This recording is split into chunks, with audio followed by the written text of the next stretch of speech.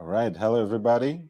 I'm back. It's been a while, but this is going to be the first, again, in a series this week where I'm going to jumpstart the live. Obviously, I had a lot going on personally and professionally.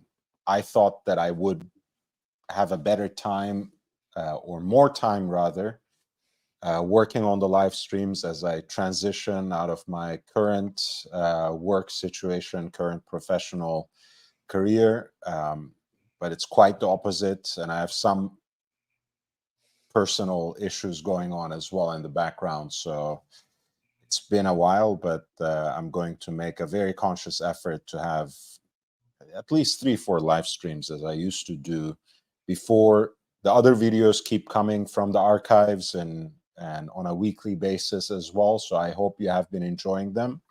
I know it's a very kind of niche space that I've built here. So the numbers are what they are, but I know people who do watch the videos appreciate them. And I really, really do appreciate to read your comments. You know, even if I don't always have to have the time to respond to them at length. But I have my very good and beautiful friend Alireza here. So happy to see him. I saw him on JJ's Watch Hangout, or rather now rebranded The Watch Hangout, I think. Because everyone has the keys now, apparently. In addition, only 4 sets of keys. Okay. But yeah,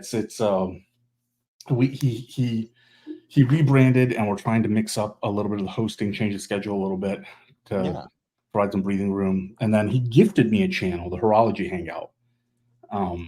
Okay. And sometimes late at night, I just like insomnia. I get on there with a couple people, and we talk watches for a few minutes, but usually it devolves into something completely different. So it's good to see you back. I hope whatever challenges you are facing off camera are ready for you and are worthwhile. So, but it's good. You know, I had a prolonged absence as well, so it's good to be back. It's good to see you. It was good to see you on the hangout yesterday. That was what sparked the additional channel. Is it just a safety measure, as people do, to have a secondary channel, or originally JJ wanted to use it for other material, and then he decided to gift me a channel basically and let me use it as I see fit. So I'm actually trying to develop something on it, but not live discussion content. More on that as I get closer in development.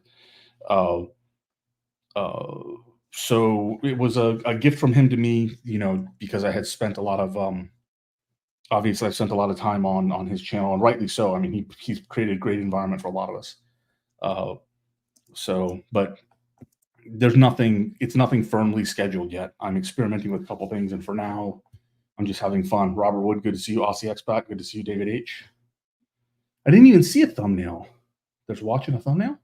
Yeah, there's the new Zin chronograph release, which is not perfect, but very exciting. And I mean, you know, the price point is interesting enough. Maybe we should just look at it, right?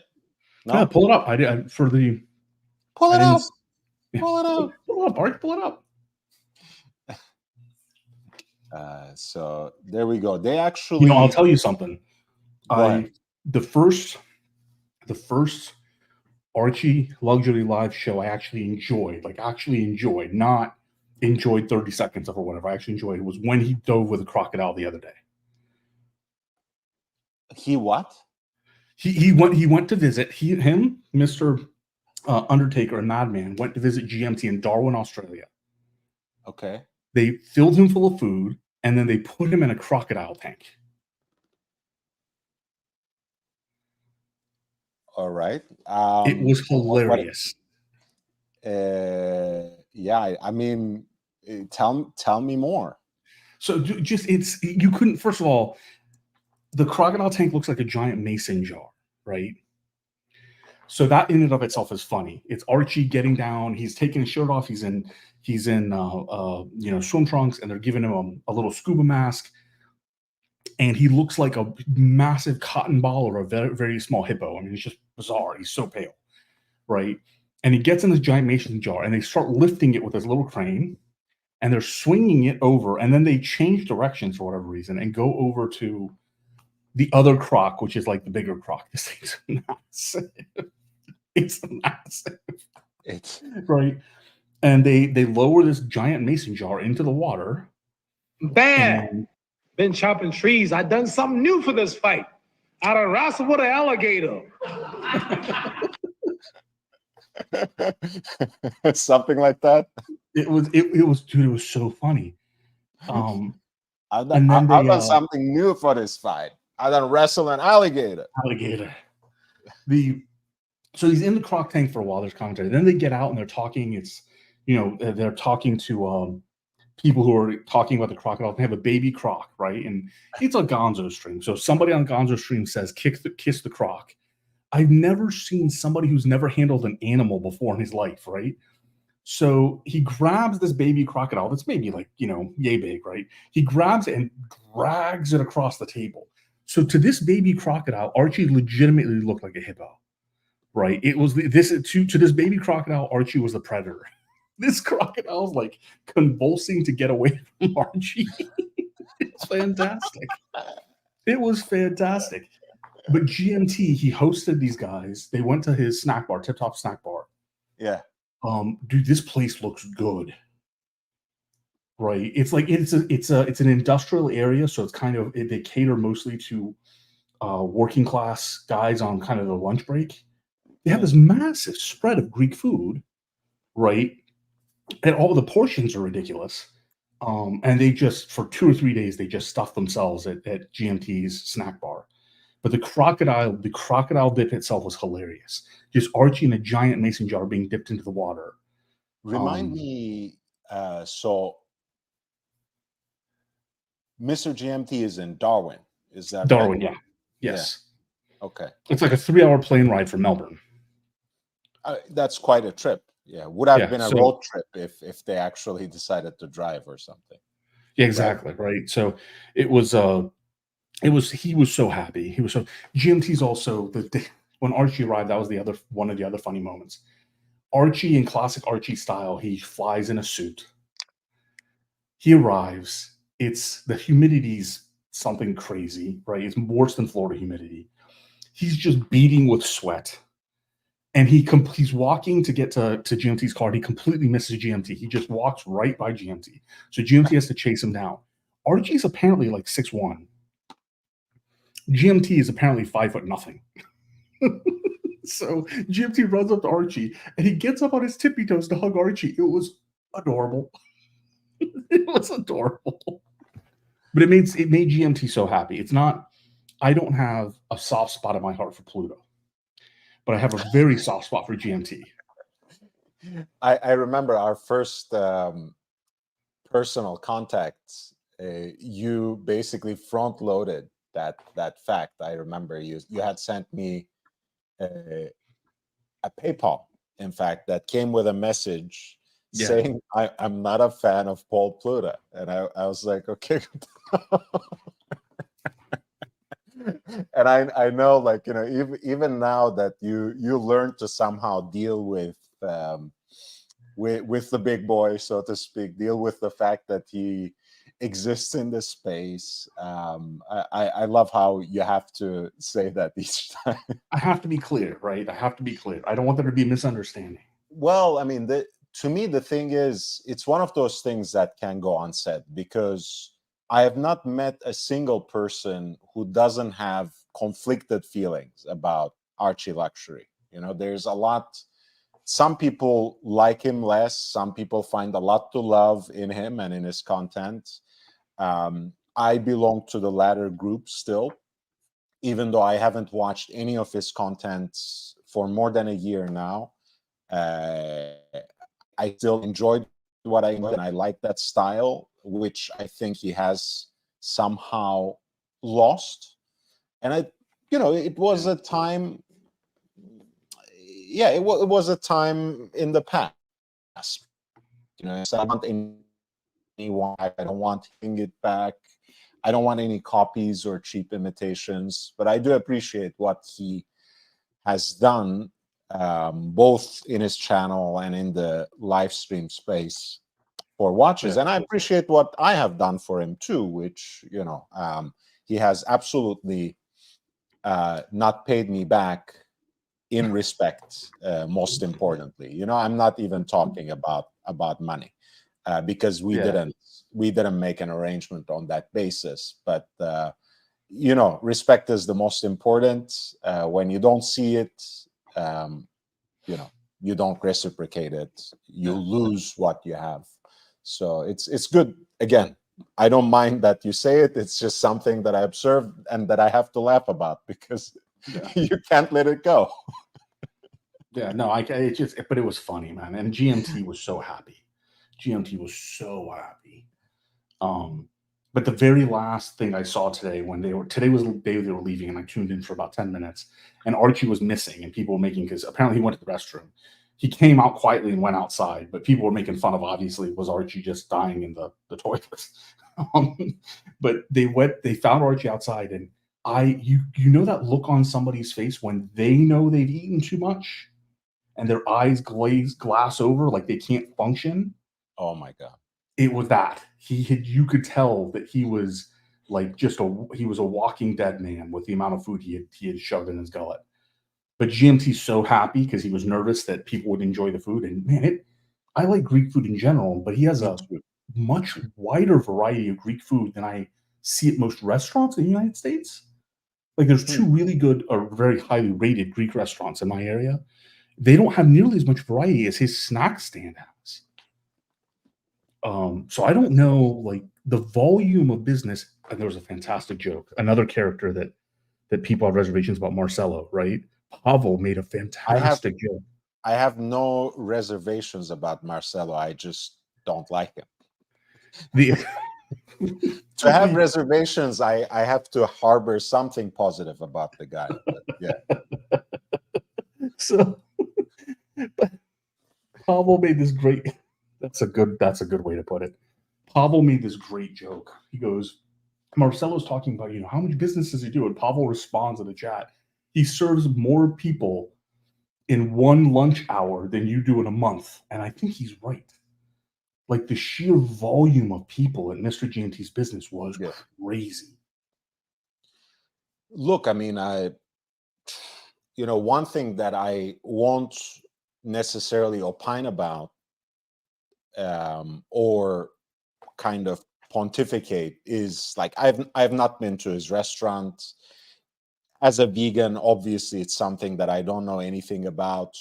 I'm sure, but I know the type of the restaurant, and I'm sure he's doing fine for himself. But to me, it's you have to focus on your talents, on your strengths, and lean in on them. And I'm sure running that kind of restaurant, he's very talented in his field.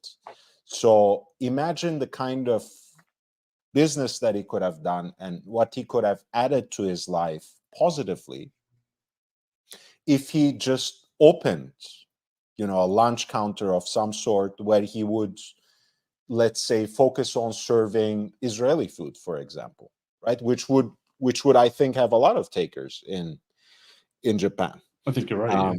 Like, something that would be separated and that wouldn't really dip in or damage or steal the shine of his business, which is very elevated, at least in terms of what he serves, to have something like that. Yeah. So I'm not going to compare the two.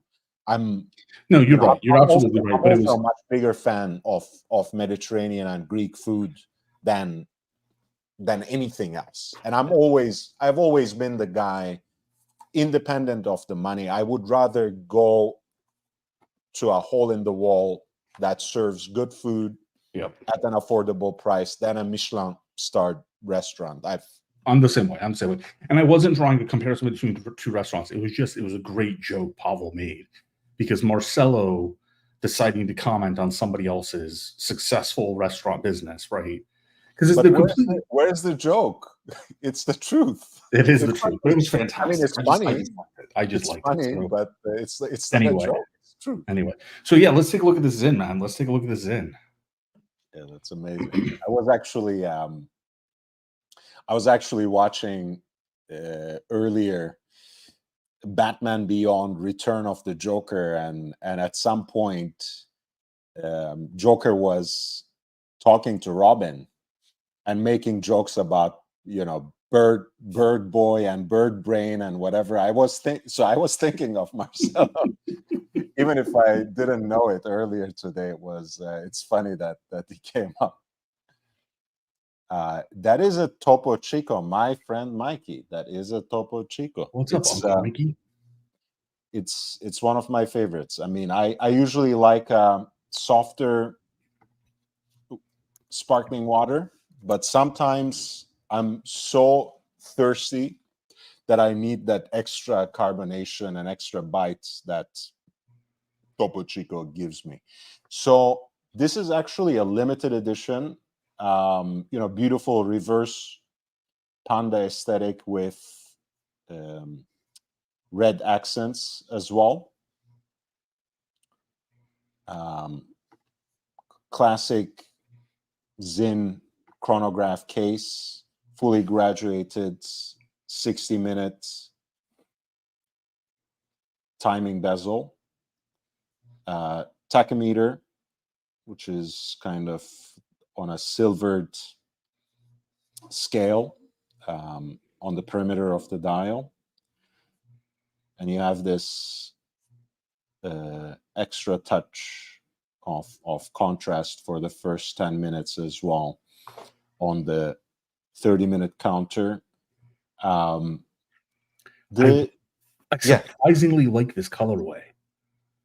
I do too. It has a very, very kind of old school chronograph feel, and I think that's what they're going for anyways. I mean, that's what they say, right? Der klassische Chronograph mit Handaufzugswerk. So that's the other thing. It's a manually wound movement, which marks a return to their lineup, I think, after a couple of decades. It's the Celita SW510, I want to say. It has to be the 510, right? Oh no, give me the 500 too. No, this is the SW510, beating at 4 hertz, 58-hour power reserve, so very serviceable. To use an evocative word, because this is what we usually also say when it's an ETA or Celita based movement, that it is a serviceable movement that any watchmaker worth their salt would know how to handle it. Yep. And for me, again, I don't have any problems with more generic calibers, both coming in the world of vintage watches, but also because I do appreciate that sort of performance workhorse kind of approach, as long as the price point reflects that. And I think in this case, you can speak about that. It's a 41 millimeter watch in diameter, and it's right under 15 millimeters thick, 14.8, which is my only slight misgiving about the watch. Because, one of the great things about hand-wound calibers and hand-wound chronographs is how slim and sleek they can be. But obviously, SW510, as serviceable as it is, as great of a workhorse movement as it is, it's not a thin movement. So yeah, it does lack that advantage. But then again, Zin buyers usually don't look for sleek dressy pieces necessarily, that's slide under any cuff, as our friend Tim Massa says.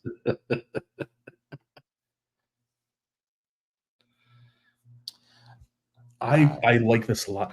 The one thing, unless Zen has changed something in the past 2 years, I hate the fact that there's one Zen importer in the United States. Watch buys, is that what we're talking about? The guys in North The Carolina. website? The website, or the do they also have a joint? Like, do they have a physical location? The one No, I don't know. Actually, it might be Watch Buys. There's one official like importer of Zen in the States, and they're very tight about how they distribute them. Yeah, exactly. Watch Buys. I've never bought from them, but I do appreciate their particular focus, right? You know, they do German watches, right? So it's like Zinn, Hanhart, Benzinger, Dornblut und Söhne, Kudoke, and you know, everything else. So there was tell me about your experience, because I've never dealt with them, and I don't know anything about them except for this factual basis that they distribute German watches, Zinn above all. So there was a Kodoko that was exclusively available through them in the States, and my conversation with them was unpleasant. It was basically like, you know, have you bought from us before, sort of thing. They were very forward about you know, we're not really interested in selling you this watch. Okay.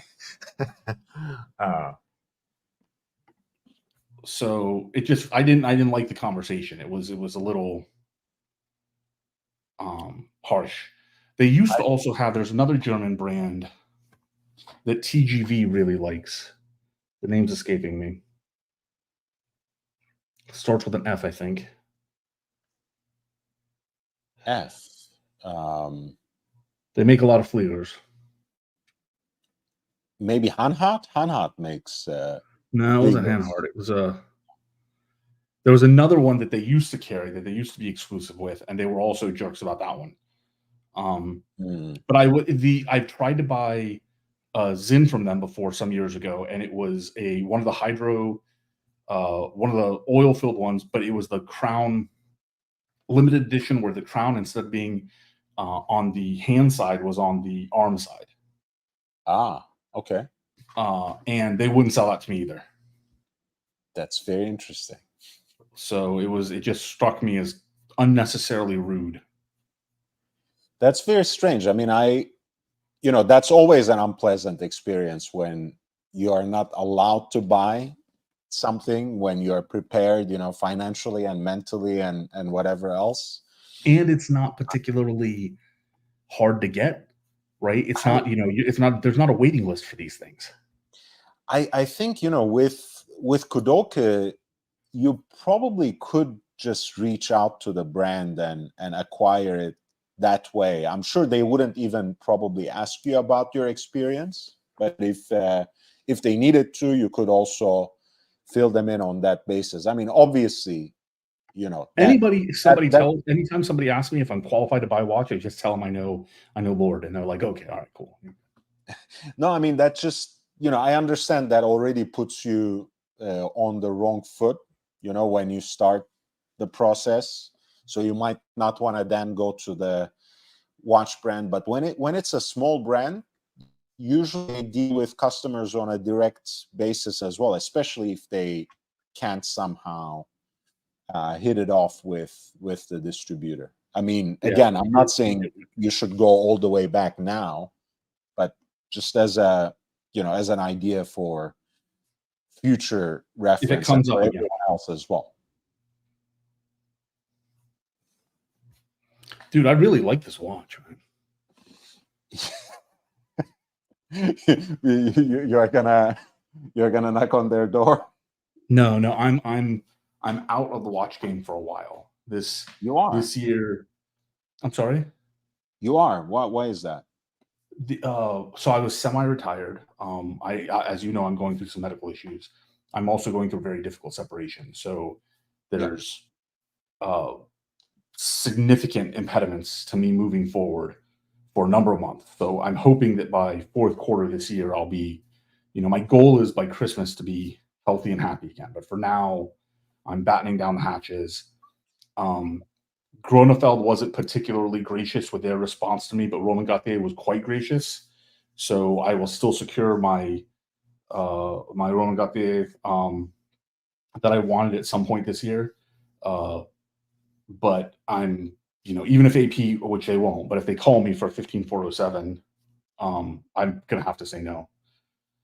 So at least for the first half or the first 3 quarters of the year. So, but health, my daughter's well-being, and then I got to come out of retirement. I have to come out of retirement. So we'll see how that goes. Yeah, like you said, priorities. Of course, your health and happiness trumps everything else.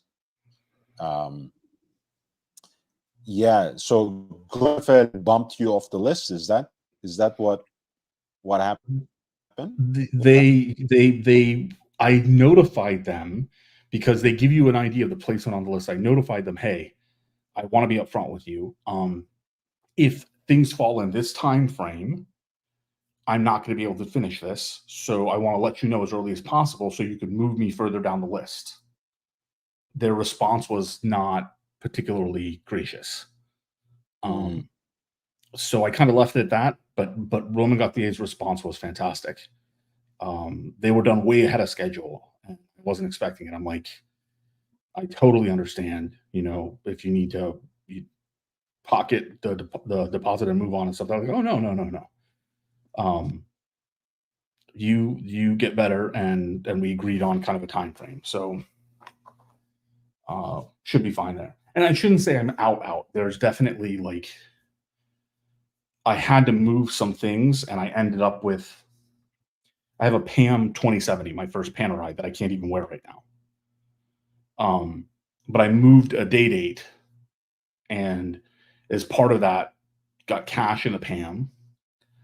And I am looking at some off-brand watches that I'm just interested in to get maybe one for the first half of the year to kind of keep the juices flowing. But I'm not throwing down on much. Yeah, but and I'm also not generally chrono guy. I just really like the colorways, the roulette look, the layout, the dimensions of the bezel to the inner rehat. I like the hands and the length of the hands. I mean, this is just a very well designed, vintage inspired chrono. I mean, it's just a beautiful watch. Yeah, and Goonie is absolutely right. I think the case, especially with the case design, it does give out very strong Hoya, Altavia vibes, although obviously they were not the only ones to use this case. The Jaeger-LeCoultre Shark chronographs also used the same, for example. Let me just bring out an interesting example of that.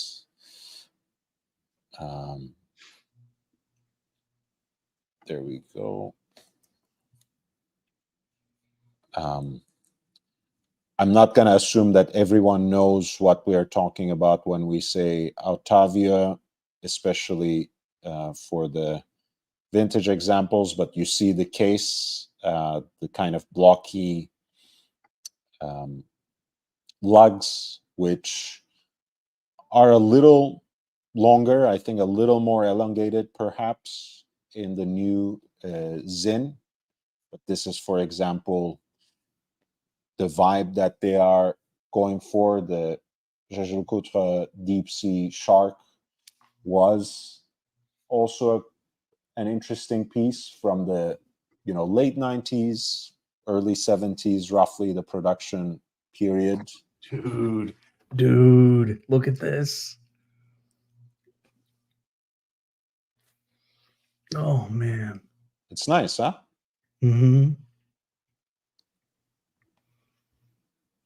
They have, interestingly, they also have like interchangeable bezels, which kind of have a world time version. Let me see if I can find that one.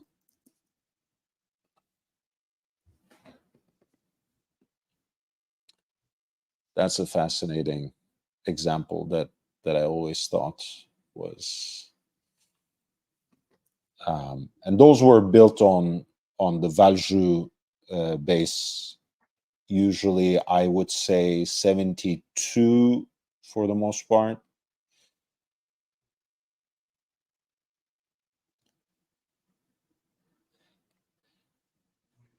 And this is after they have picked up in value and interest after Gégé Lecoutre introduced their collectibles series, gave them a little bit of a shine. I think they sold a couple of examples of the shark in the 2 curations they did. So this is the pricing after a little bit of an uptick in interest. So those chronographs still, relatively speaking, are a decent deal.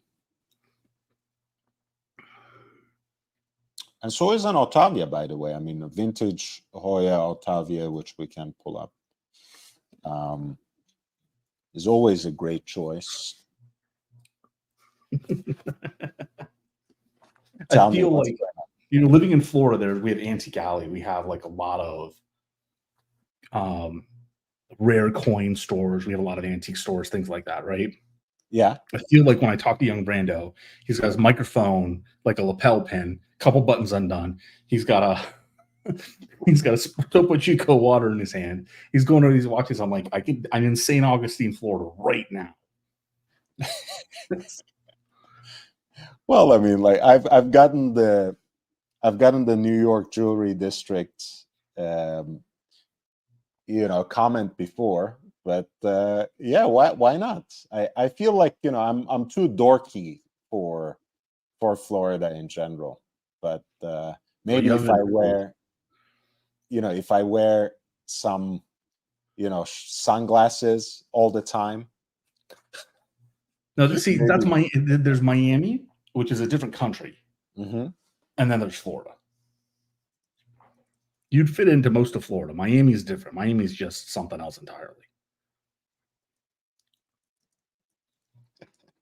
So, yeah, but look, Ali, I think we had some conversation around this topic last night on the Watch Hangout.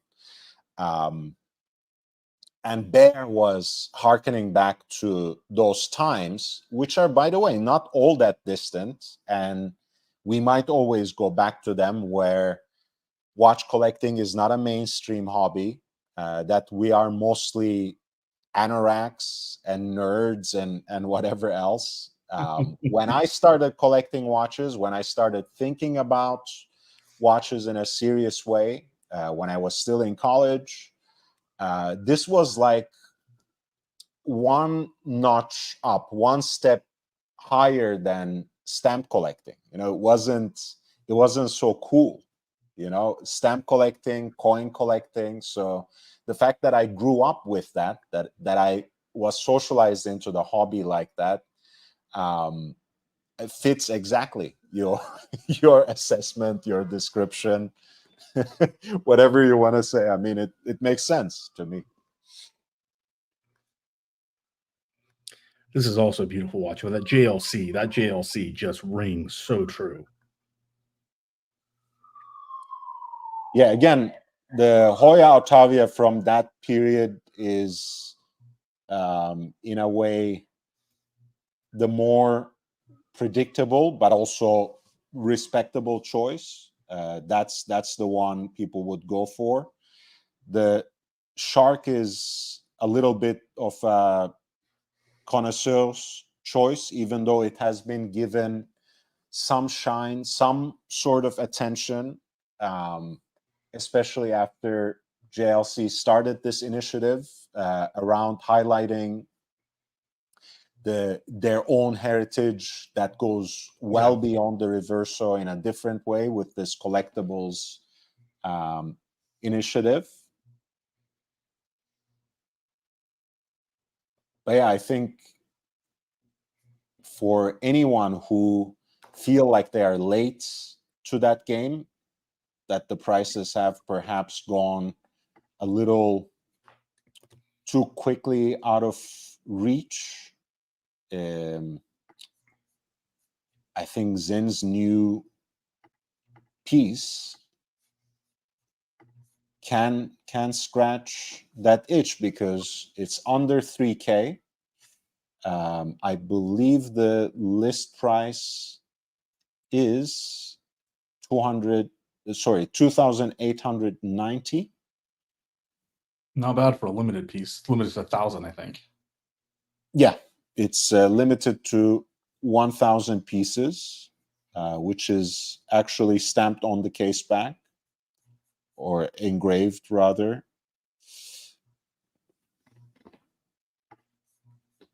Eine von 1,000.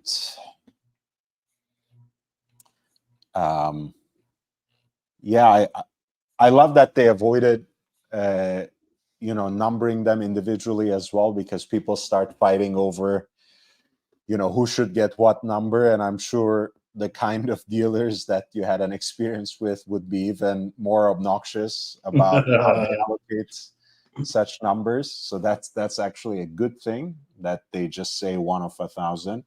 Ozzy, welcome back, man. I love some of the videos that you did on your original channel, which is now called Aussie Expat 2. But yes, check out both of Ozzy's channels. His watch channel is at Aussie Expat Watches. Very easy handle, very easy to remember. But yeah, Aussie Expat 2 has some interesting content too, especially if you're interested in shooting. I don't know if he has removed any of those, but he had a lot of videos from his competition days. I kind of like the minimalist, luminous signature as well. I guess it fits the vintage vibe of the watch. I like the fact that they did the triangle as well. So you can actually use the rotational timer in the dark too. And since it's a limited edition, it does come with a nice little presentation box as well, with the watch presented on that red textured calfskin strap with red contrast stitching. And then I think there's like a rally style strap that's also leather. And to complete that picture, it's an acrylic glass, so it's like very vintage in feel, in build, and in presentation. That's an interesting choice nowadays, so good on them. Yeah, solid. It's like everything you expect from a Zin watch, right?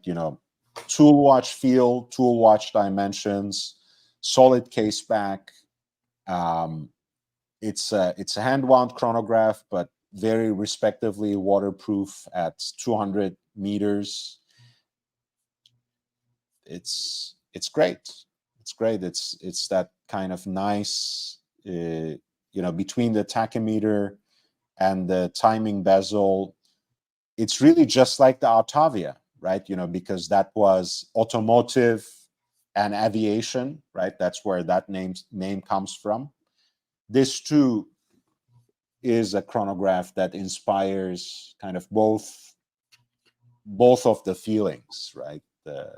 It could be thought of as a racing chronograph, but it has that pilot watch feel as well.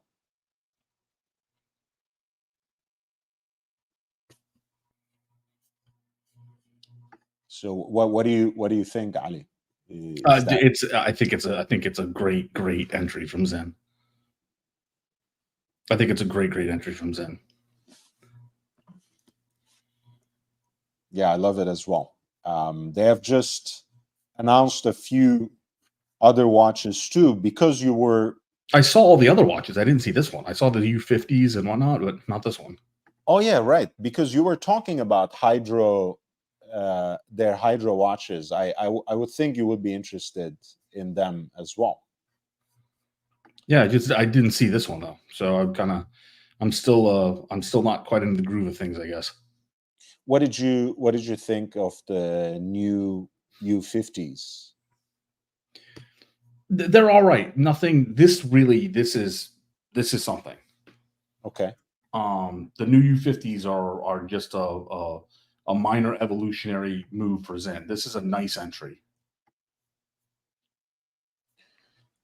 This, by the way, not to be confused with the Hydro. I think this is the mid-sized version of the piece they make from German submarine steel. Yep.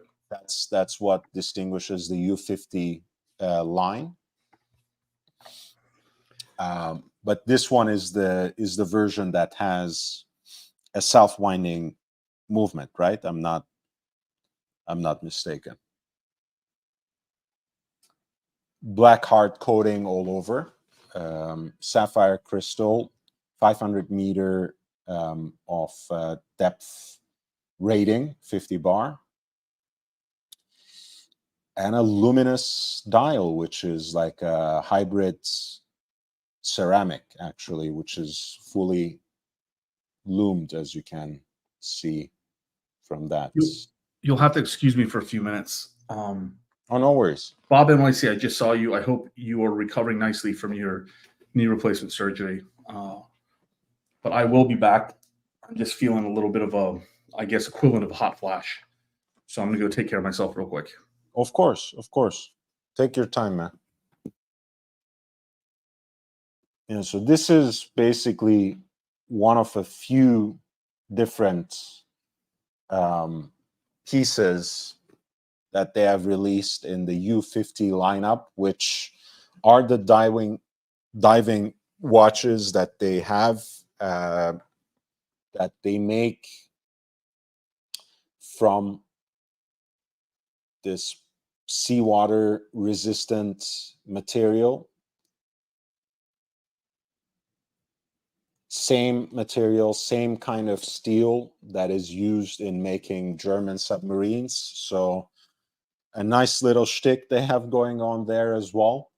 And obviously, you know, we are no foreigners to that. The biggest argument for a mechanical watch is still this kind of storytelling aspect, how it itself serves as a vessel, no pun intended, to convey these kinds of larger histories, and how it therefore bonds emotionally with its wearer. I think that's really important, and that's one thing that always distinguishes Zen's watches. I mean, I don't think I've ever met a collector of their watches. I don't think I've ever met someone who wears a Zen watch who doesn't feel strongly about it.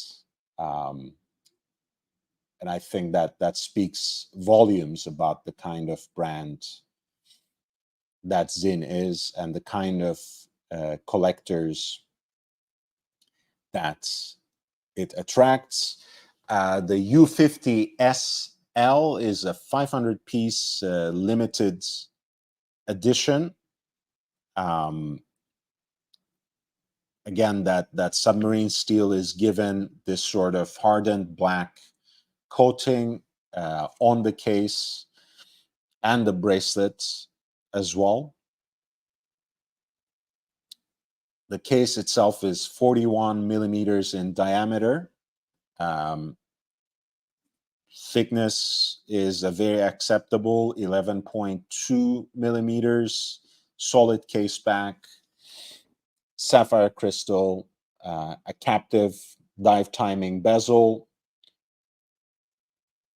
and it is powered by a Sellita SW300-1 self-winding movement,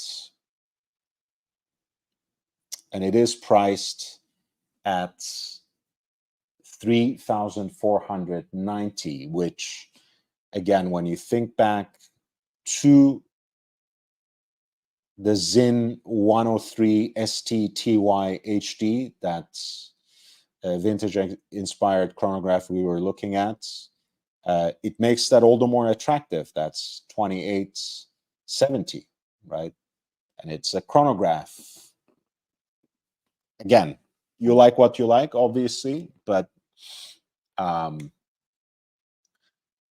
that's an extra complication, which makes that price point very attractive once again. I think these are actually numbered, though, out of 500.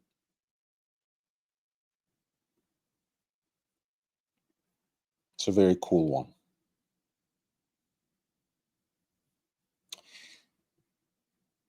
And then they have a couple more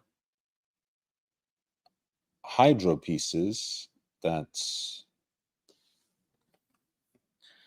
they released within the U50 line. And just to see again how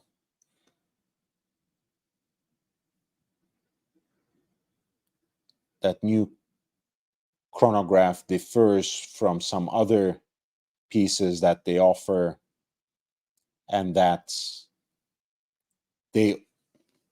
also represent perhaps even more reliably Zin's house style. You see how they thought of that piece as something quite distinct, right? It doesn't have the usual 6, 9, 12 o'clock placements for the 3 chronograph subdials. It doesn't have a date window between 3 and 4, 4 and 5 at 4:30. It doesn't have the usual day-date display that goes with the generic Zin Flieger chronograph, so to speak, pilot's chronograph. So I really appreciate that they paid a lot of attention to detail. They didn't just, come up with a slightly different design and slap a hand-wound movement in it and called it a vintage-inspired piece. They actually paid attention to every single detail.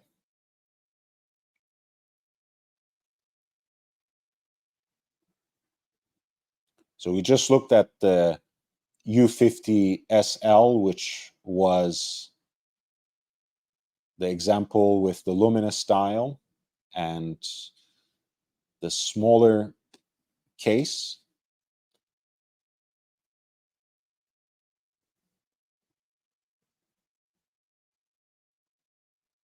And smaller, by the way, in this particular sense, is 41 millimeters in diameter, as we mentioned it. The Hydro series is something that's not absolutely unique to Zin, but it is something that they have been doing for quite some time. It refers to the way that they treat their watches,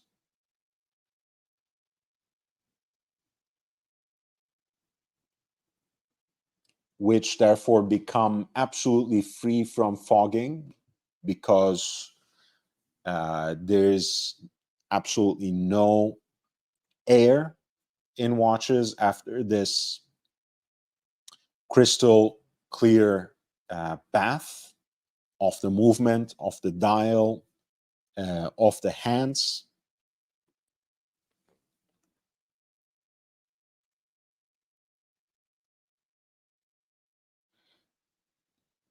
And the oil filling actually makes these watches, theoretically speaking, pressure resistant at a level at any accessible diving depth to the human being. But I believe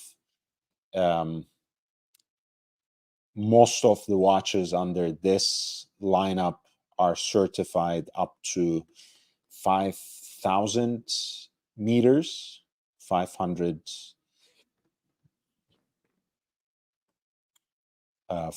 bars.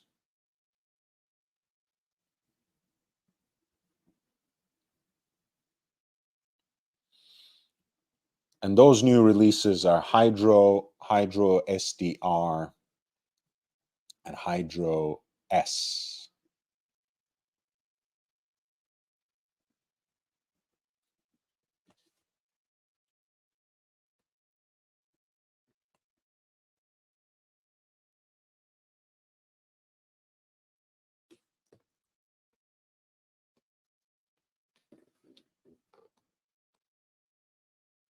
I believe that particular hydro technology is not compatible with an automatic movement, with a self-winding movement. So these pieces are offered exclusively with a Swiss-made quartz movement, Ronda 715Li. For better or worse, also, these watches are only serviceable by Zinn, as far as I know. You do have to send it back to Frankfurt, and they will take care of, obviously, not only the battery replacement, but an entire cleaning out of the watch that I think actually involves like a repetitive process. Like they have to wash everything out a few times, perhaps, and change the oil, literally, in addition to changing the battery of the quartz movement, of course.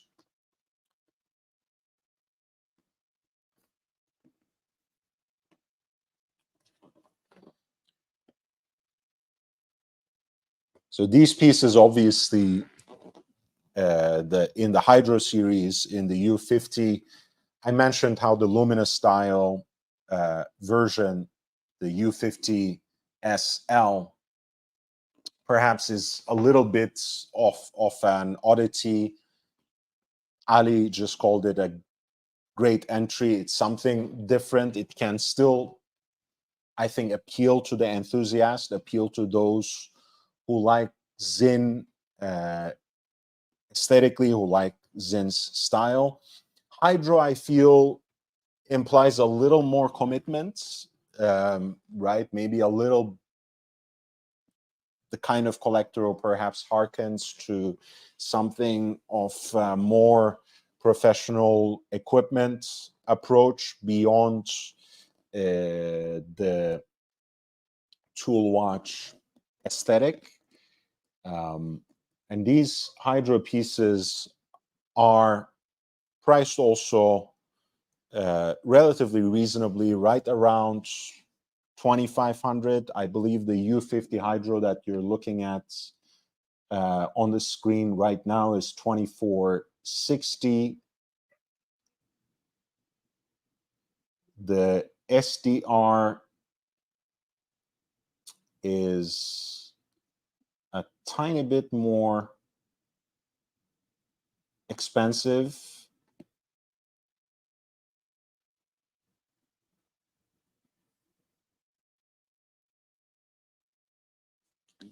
At 2,560.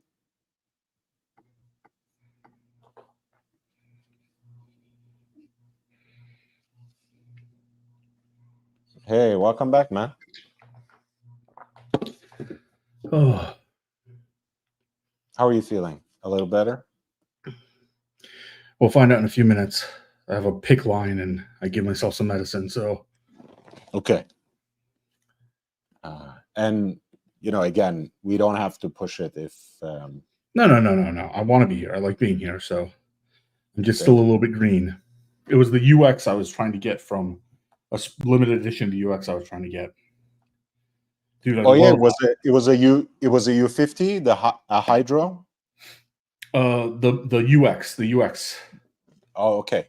This one, the mission timer, as they call it, right? Yeah. So they have one which has the non without the GSG branding. They had a limited edition that didn't have the GSG branding and had the crown on the left hand side, which Mhm. isn't a normal configuration. So Yeah. like that one, but without the GSG branding, right? Integument. And they wouldn't sell it to me. It's not on their website. It was a limited edition. I don't know why it was never on their website. Yeah. Yeah, I wouldn't be a big fan of that logo either. So Mhm. There's a couple reasons. I mean, Zin makes extremely cool watches. I mean, it's hard. It's not hard to understand their enormous appeal. It's the functionality comes, first. Usually a great luminous register. The hands have these broad plots.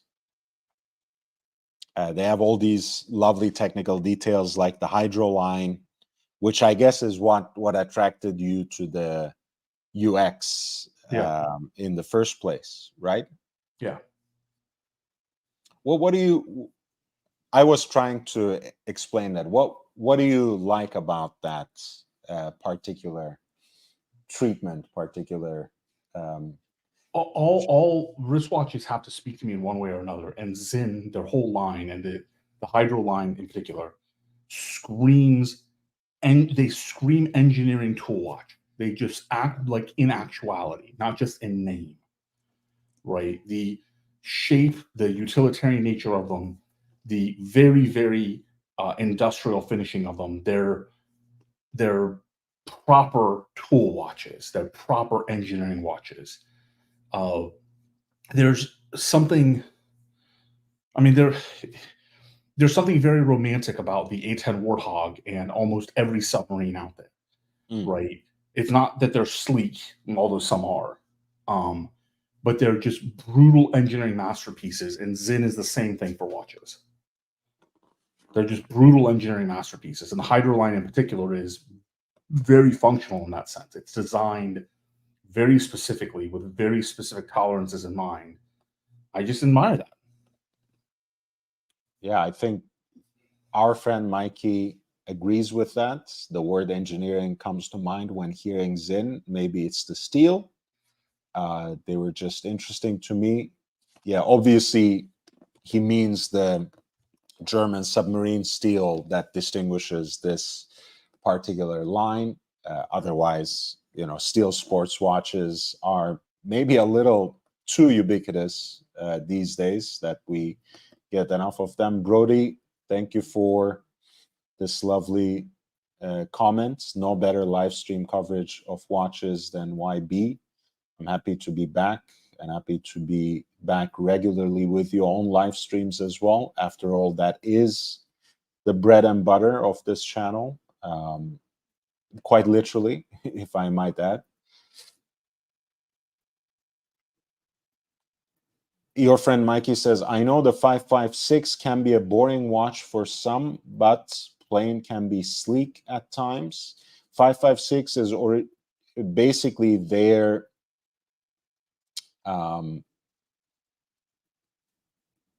their most commonplace, but also staple of their collection. I think, where is it? Right here. When it comes to the time only, or time and date rather,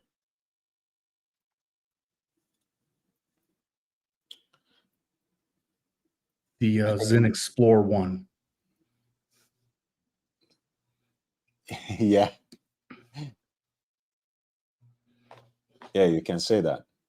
It's like a classic field watch. I think my favorite actually of theirs when it comes to this kind of um, bare bones stripped down approach is the Pilot Watch 104. I think The that was 104 is recommended as well. legend.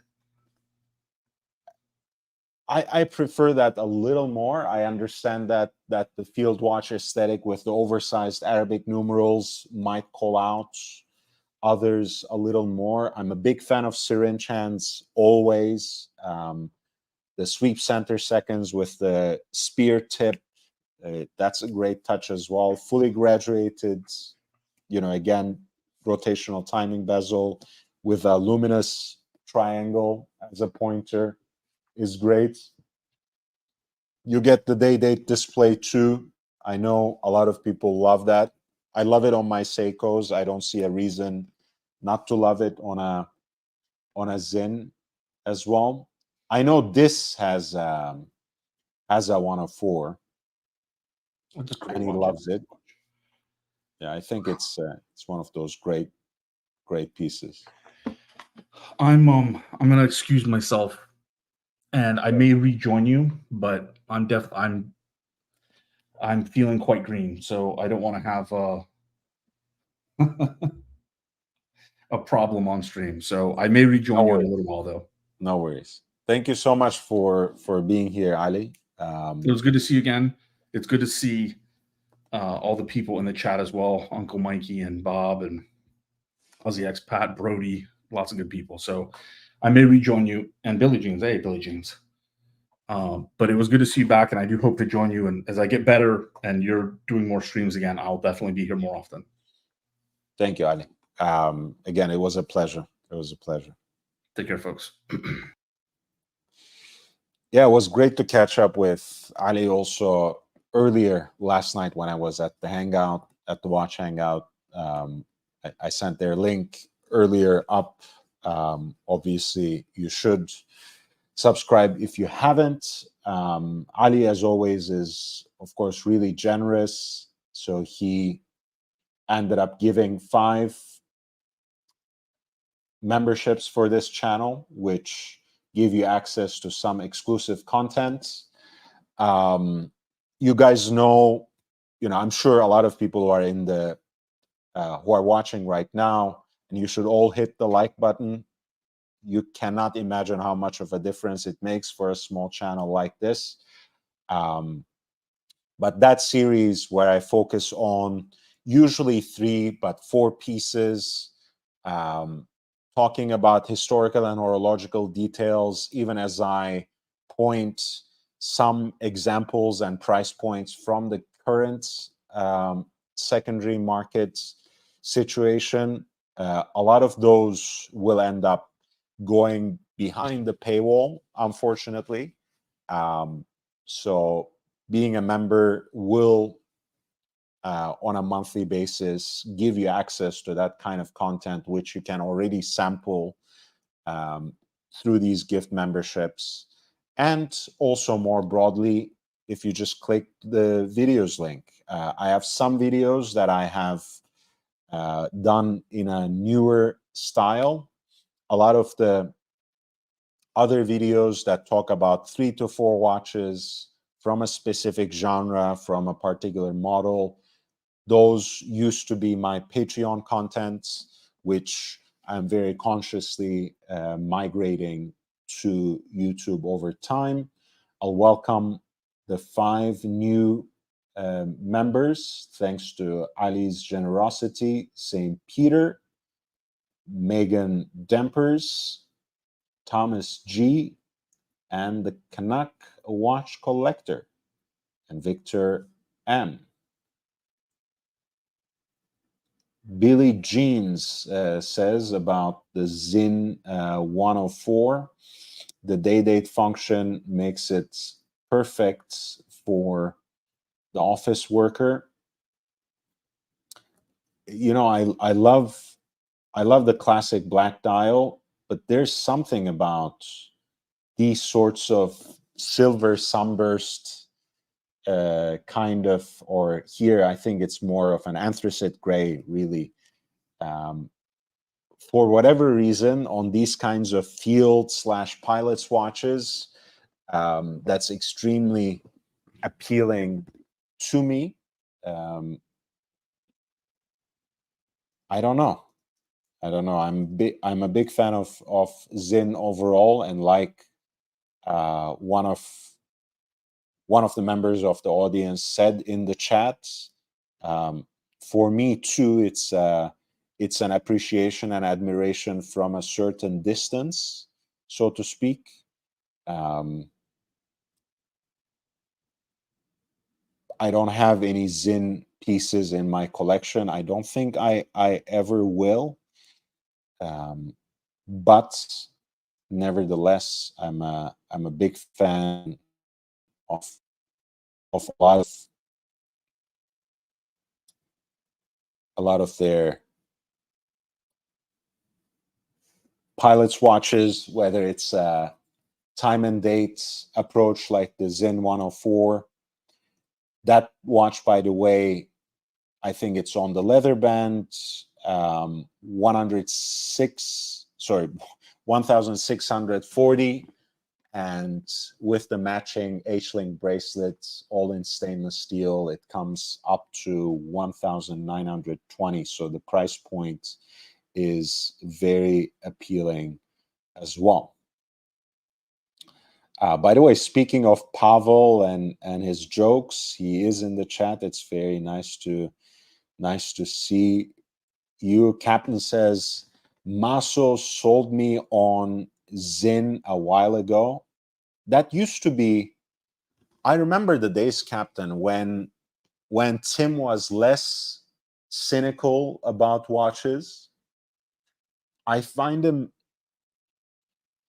I think through the years, even though he's a real professional and doesn't really let the mask slide much, but I have a sense that he's getting more and more disgruntled. I feel like he is looking for a new challenge, and maybe not necessarily in the world of watches, like, the way he sold off his entire collection. And I think he was meant to build it at some point again, but I believe he still has that one watch that one of his fans, which is also an incipient brand, that they gifted him a watch and he only wears that, I believe, still. Sometimes I catch his live show and it's been a while, so I don't know if that's still the case. But I remember he used to be a very passionate collector of Jaeger-LeCoultre, and not only the Reverso, but a lot of interesting other pieces, some complicated Reversos too.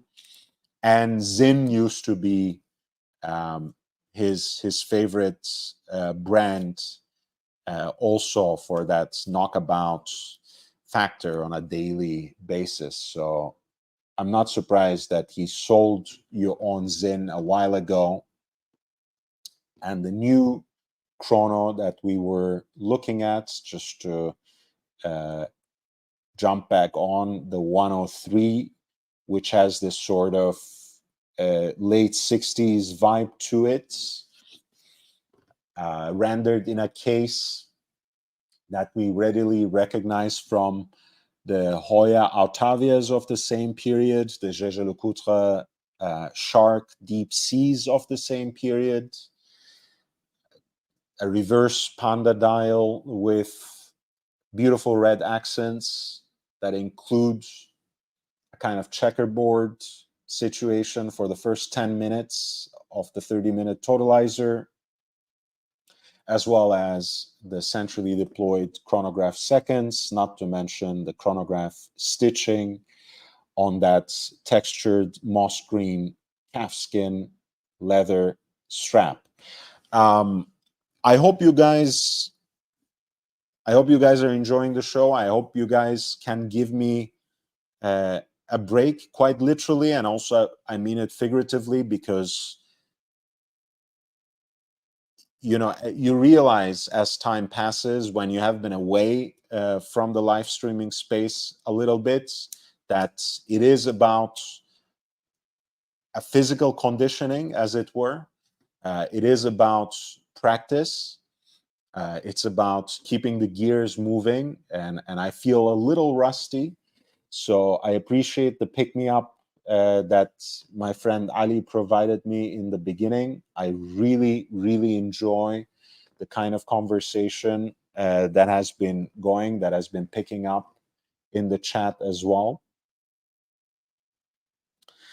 Pavel says, getting sold on a Zin by Tim Masso is slightly less embarrassing than getting sold on a Squale by TGV. That's really funny. Captain says, I didn't buy the Zin, Pavel. Just watch this pitch. All right. That's fair. That's fair. Our friend Mikey says, LOL, Pavel, I'd wear one, but that was funny. I don't have a strong opinion on Squale, but I think at the end of the day,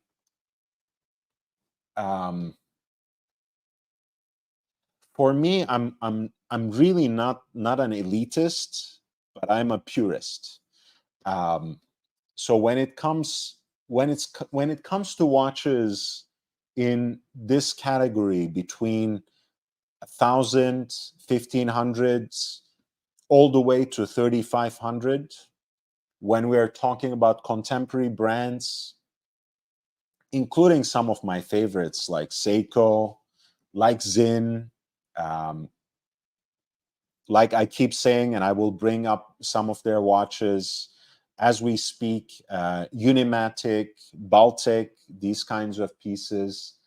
I think that's a very dangerous category for me. And I find that that is the case for a lot of collectors as well. Ali was talking about placeholders earlier, right? You know, that he might not make a big watch purchase this entire year, but he might choose to go on the market for a couple of things that would whet his appetite for the time being. And a lot of collectors are, even though it might be a lot of money for some of us as well, are very comfortable in spending $1,500, $3,500, $5,000 on a single watch. So in time, they end up amassing, collections or even sub-collections of almost half a dozen watches that they then have to shift to get that one watch or maybe two watches that they would really want. And I want to pay attention to that. I want to bring that up specifically because we have just passed this time period, this purple patch, this very unique era in watches, the so-called post-pandemic era, that every watch was somehow valuable, that you could easily move out of and move on from most new releases if you decided it wasn't for you, if you decided that it's not really what you want and that you would rather put your money elsewhere.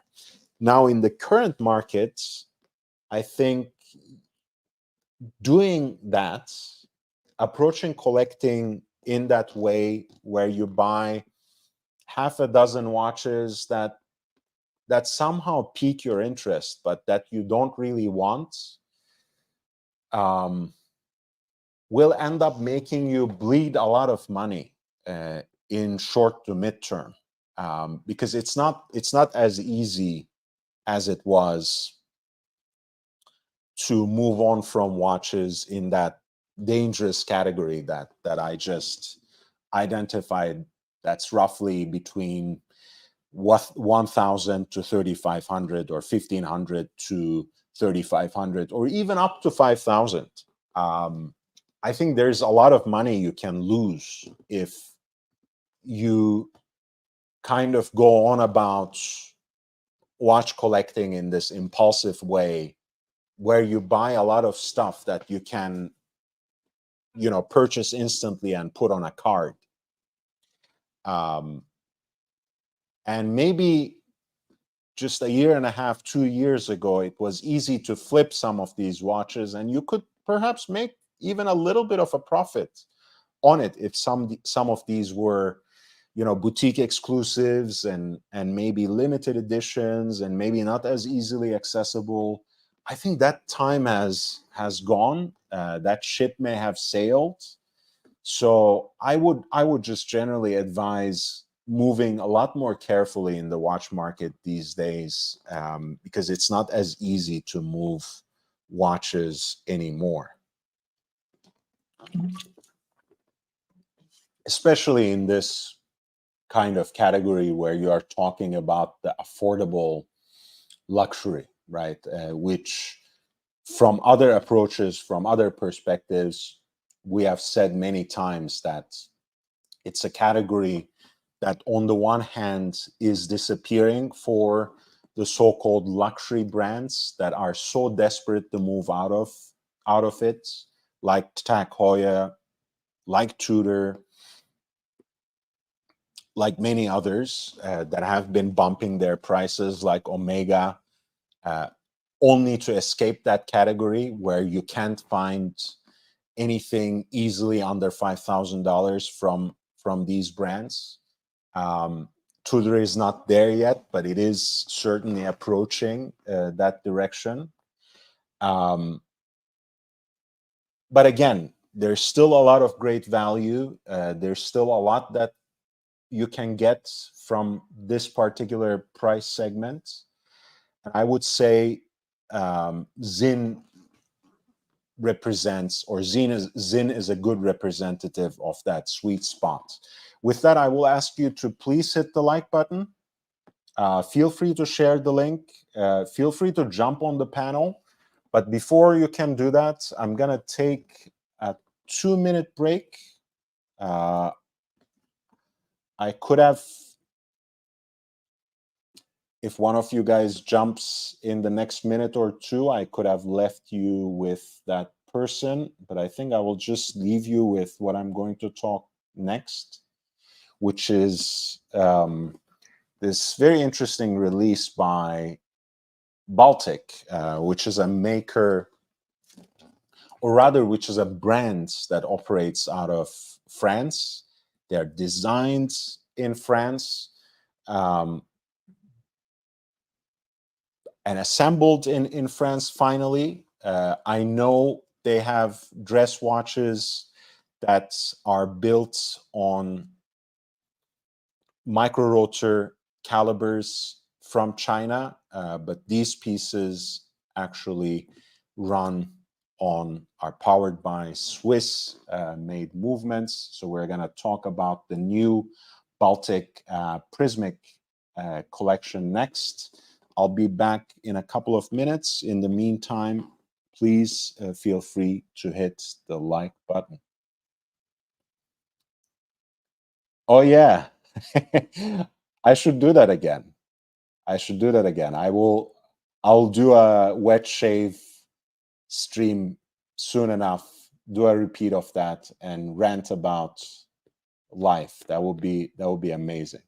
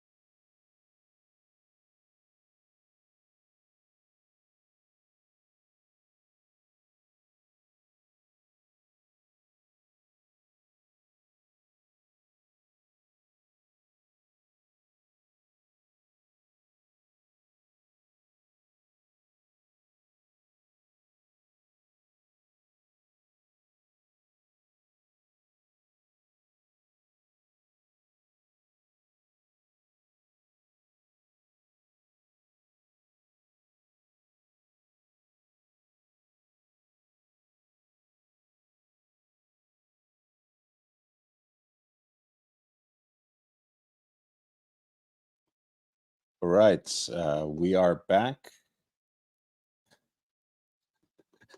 I love that. There's still so much to grow. There's still such a long way to go for this channel to really reach the potential that I can envision and sometimes also articulate in some of my videos. But I'm proud of the 2-year anniversary we are celebrating in the month of February. This channel is now 2 years old as a watch channel.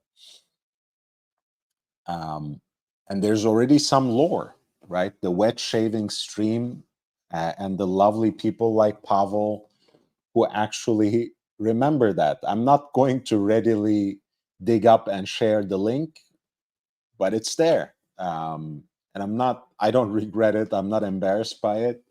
I'm just too lazy to particularly bring it out now. Now we are talking about Baltic, which not coincidentally actually comes from that exact same price point that we were just talking about.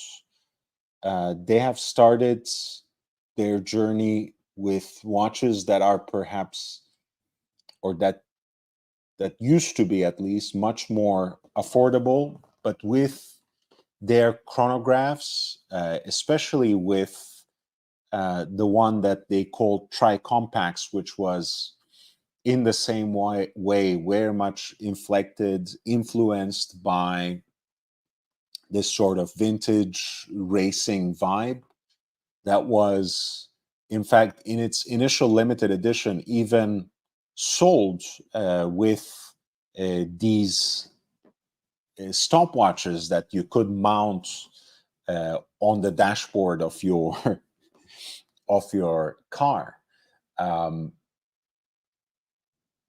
They have been making a conscious effort to go up markets in a way, which I don't always appreciate, but at least with Baltic, this goes hand in hand with some innovation. They are trying to do something different. They are trying to do something more. And I think at this price point, there are not many brands that make watches like the new Baltic prismic, which, especially in versions that combine the watch or that present the watch on this matching mesh style bracelets, really harken back to that cocktail watch genre. That a lot of the big three used to do. Patek and Vacheron more than Audemars Piguet, but they all used to have these dress watches, oftentimes with integrated bracelets, and on these mesh style bracelets, or even on bracelets that replicated the design, that echoed the pattern that was present on the dial as well.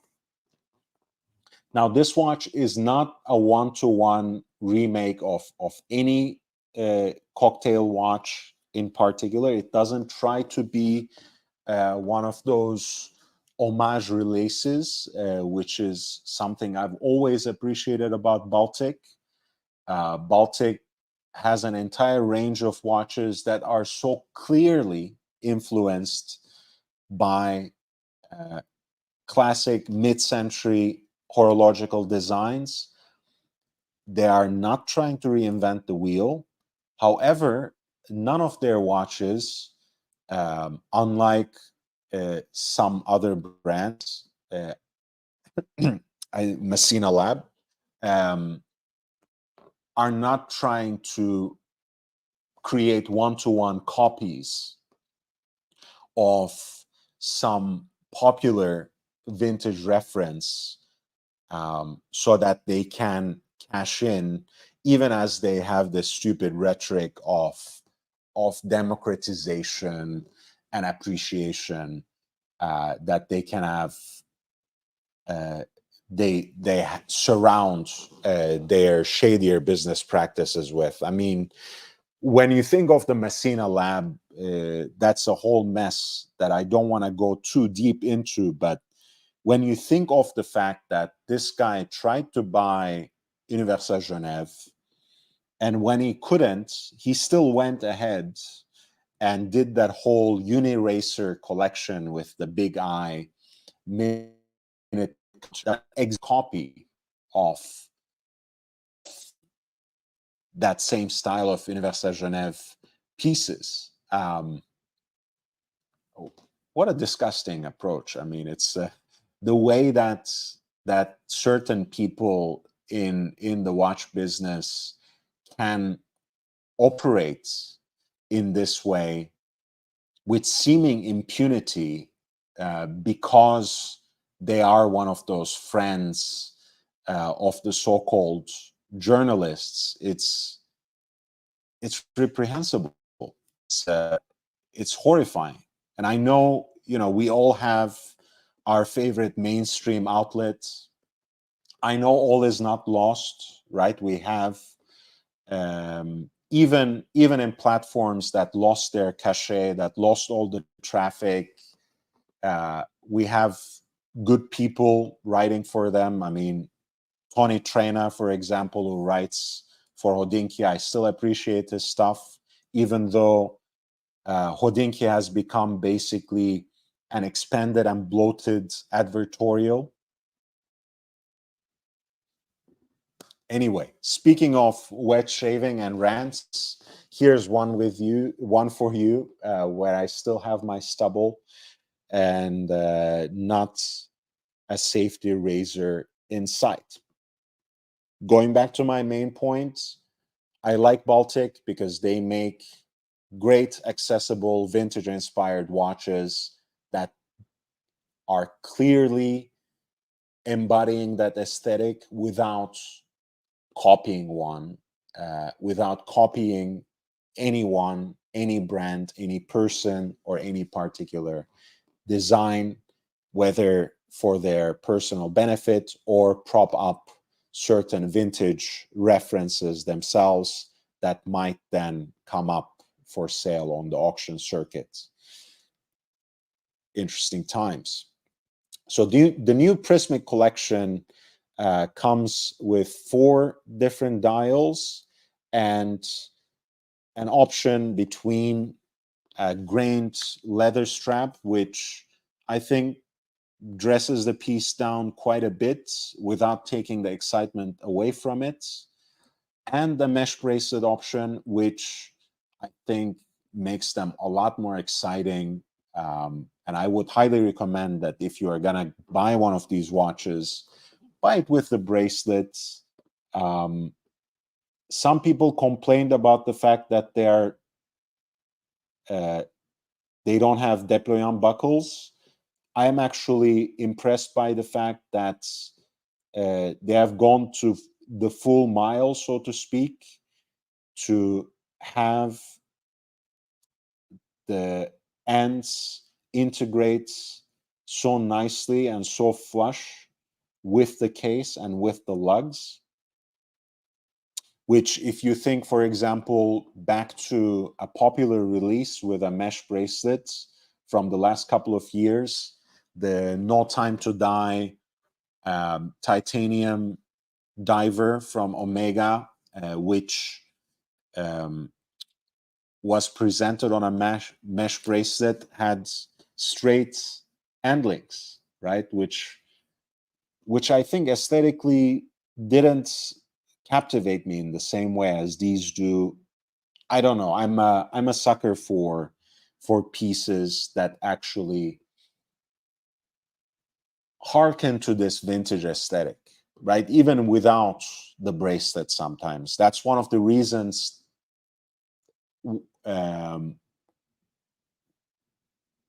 for my liking for the Aquanaut, for example, which at least in the jumbo generation, the 5167 has a rubber band that sits flush with the case and the lugs, and that echoes with the globescape pattern on the dial, which obviously was already the case even with the first introduction of the model, with reference 5060S as a precursor in 1996 and the 5060A in 1997.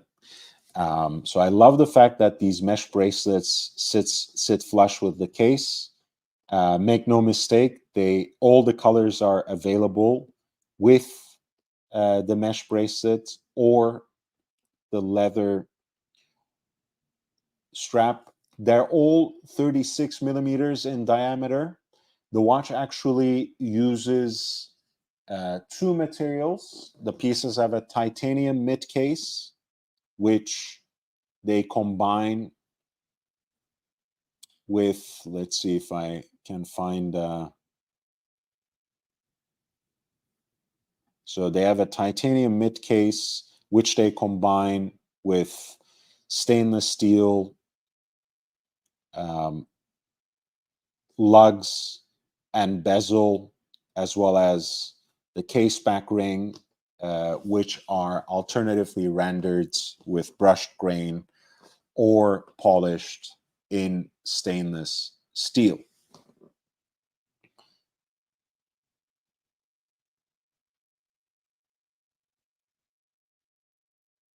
You can essentially get them with both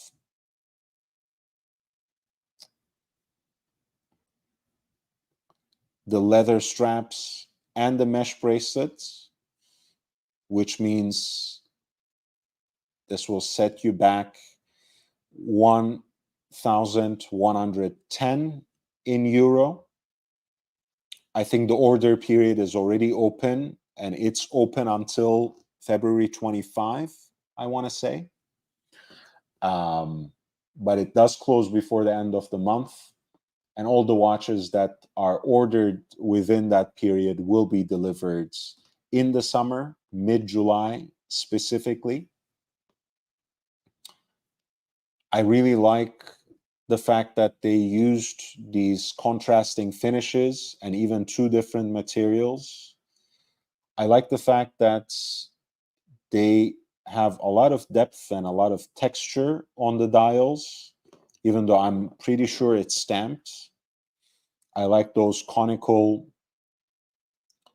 index markers for the hours, which combine with multifaceted obus-shaped or bullet-shaped markers at the quarters, which are doubled at 12 o'clock.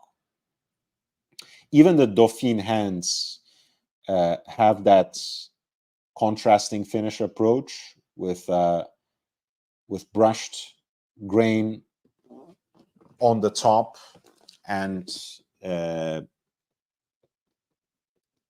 polished bevels. And as you can see, there's a guilloche-like finish at the center and a grained or grené finish for the seconds on the subsidiary dial as well.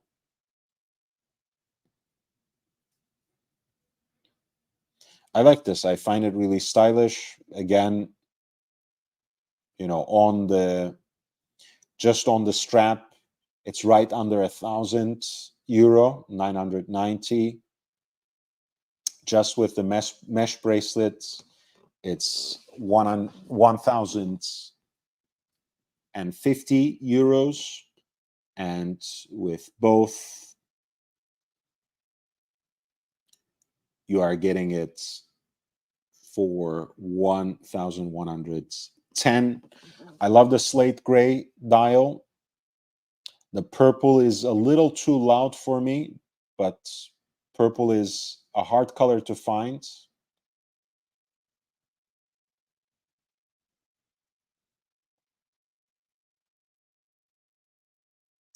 So I'm sure it will have its fans. The green kind of follows the adage, green is the new blue. It is the hype color after all. And of course, salmon, which is unmistakably also the hype color for dress watches. So that's somewhat predictable, but I really like the slate gray blue that they chose. It's at once quite subtle, but also pretty captivating with all the depth and dimension they have on the dial of this watch. And not only the dial, as I mentioned, the case itself features a number of contrasts that put together grain brushed and mirror polished surfaces. The pieces have the expected or predictable dress watch resistance at 3 bars, 30 meters of water resistance. 7.4 millimeters in thickness, without counting the domed sapphire, which enhances that kind of vintage aesthetic of the watch.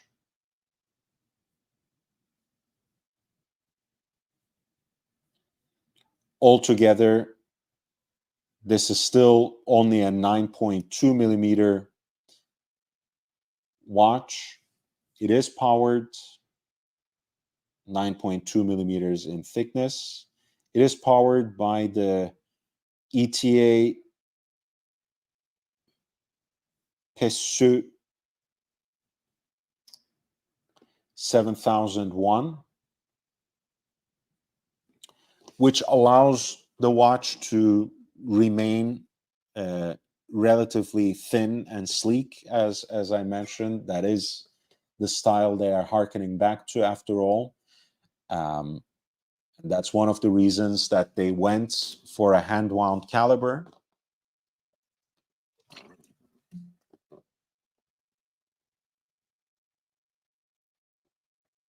And again, the pricing is $990 with the calf leather strap only, €1,050 with the mesh bracelet. And if you want one of their calf leather straps on top of that, it's €1,110. And both the straps and the bracelets have a quick release system, so you can easily switch them back and forth, swap them back and forth.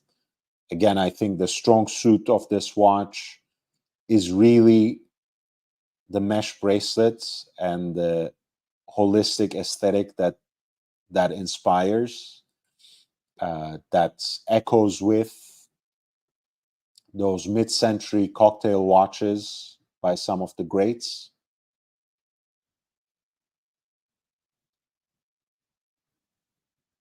So I would highly recommend that you get one with the mesh bracelets.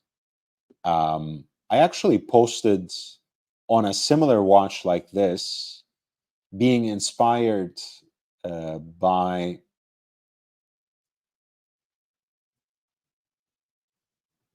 the watch that Jude Law's Dickie Greenleaf has in the 1999 adaptation of The Talented Mr. Ripley.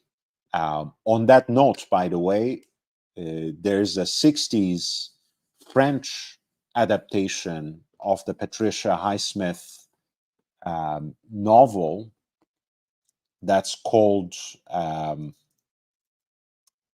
Plein Soleil, translated as Purple Noon into English, where Alain Delon plays the Tom Ripley role. Amazing movie.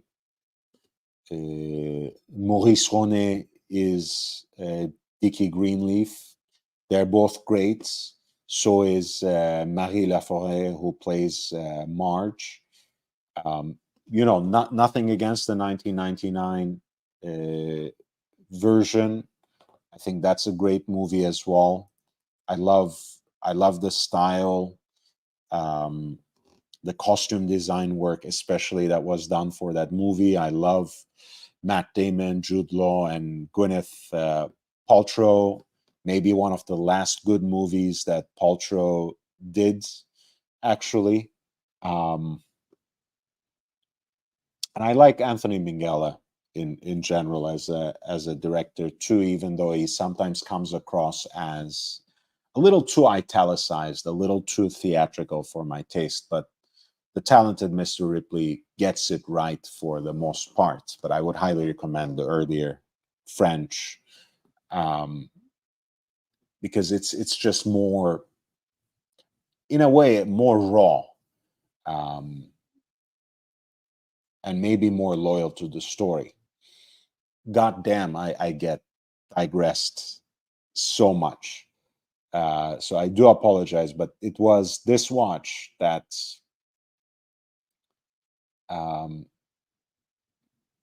Jude Law's Dickie Greenleaf wears on the Italian Riviera. And I really appreciated that. And that's the genre, right? That's the cocktail watch genre, with a dial that has some sort of visual interest, with a case that at times conforms to the bracelet on which it is mounted, at times not. At times it is integrated, at times it's matched with a bracelet that has this sort of straight end links. Again, AP made some great examples in stainless steel and in other metals. Patek and Vacheron made great dress watches, great cocktail watches like that, that are very similar. But anyway, without dipping your toes into the vintage markets necessarily, without going out to hunt down a piece like that from IWC, with a caliber 89, or from one of those Disco Volante flying saucer references from Patek or Vacheron or even Audemars Piguet, you can just go and grab one of these beautiful new pieces if you're comfortable with that genre, with that price points. Thank you again for being with me tonight. I will ask you once again to hit the like button. I don't know how many likes I have. I see I have 18 people watching. How many likes? 21. I think I can get more. JD, I like this comment. Thank you for being a member of the channel as well. At what point in this watch stream are you jumping into the cage of death with a crocodile?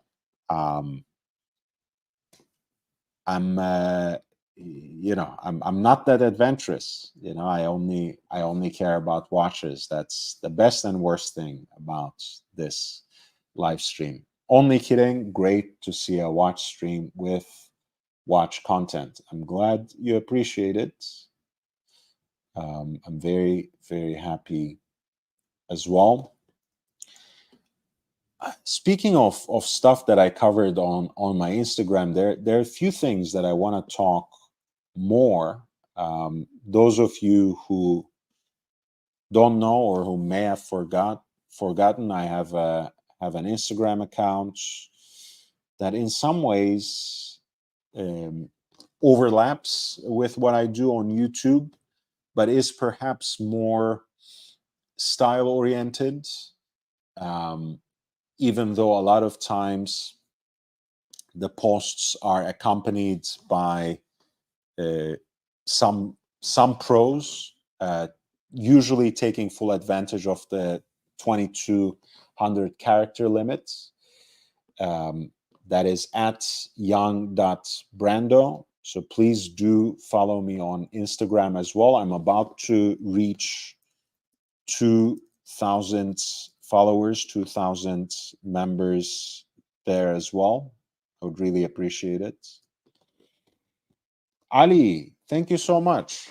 Thank you so much. 10 member of the channel who has gifted 5 memberships, pardon me, earlier on this live stream as well.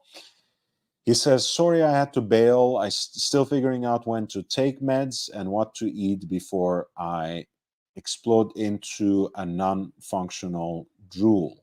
It's quite all right, man. It's, whatever time you can spare, as much as you continue to have fun here. I enjoy being in your company, whether it's on my stream or at the Watch Hangouts, at the Horological Hangouts. I look forward to also seeing what you will do on that channel, on Horological Hangout as well. Whether it's live streams or else. I think I jumped on one time when you were doing a live stream on the Horology Hangouts.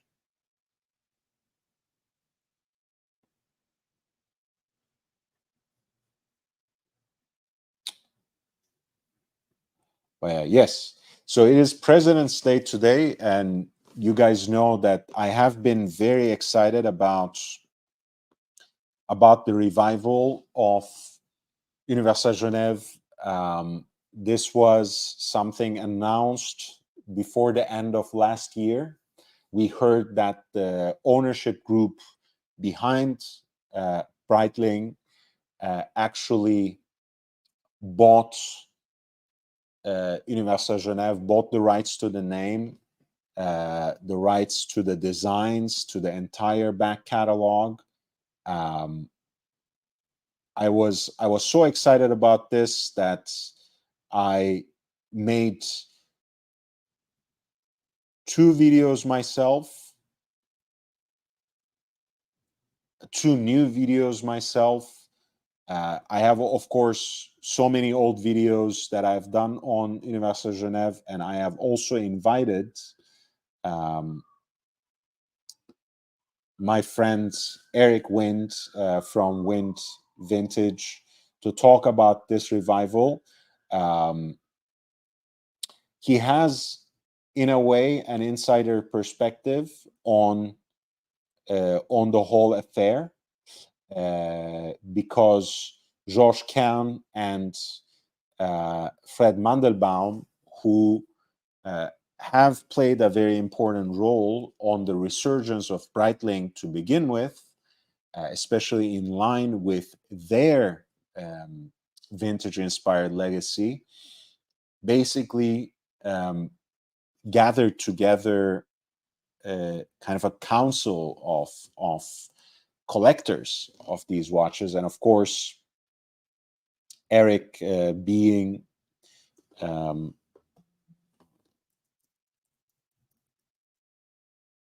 on the vanguards of the Universal Genève revival when he was still writing for Hodinkee a while ago is one of the members of that brain trust, so to speak. So please check out all these different videos that I have on this playlist that I'm sharing with you, and the third piece in that list is actually my interview with Eric, my conversation with Eric Wind on the UG revival. So I put both of those links in the chat for you. Please do take a look. But today I wanted to highlight Harry Truman's own Universal Genève tri-compacts, which is in so many ways their iconic watch. There's a reason that they introduced this particular model in 1944, which marked their 50th anniversary. And as we mentioned many times before, these watches were sold by Hermès in Paris, in continental Europe, especially in their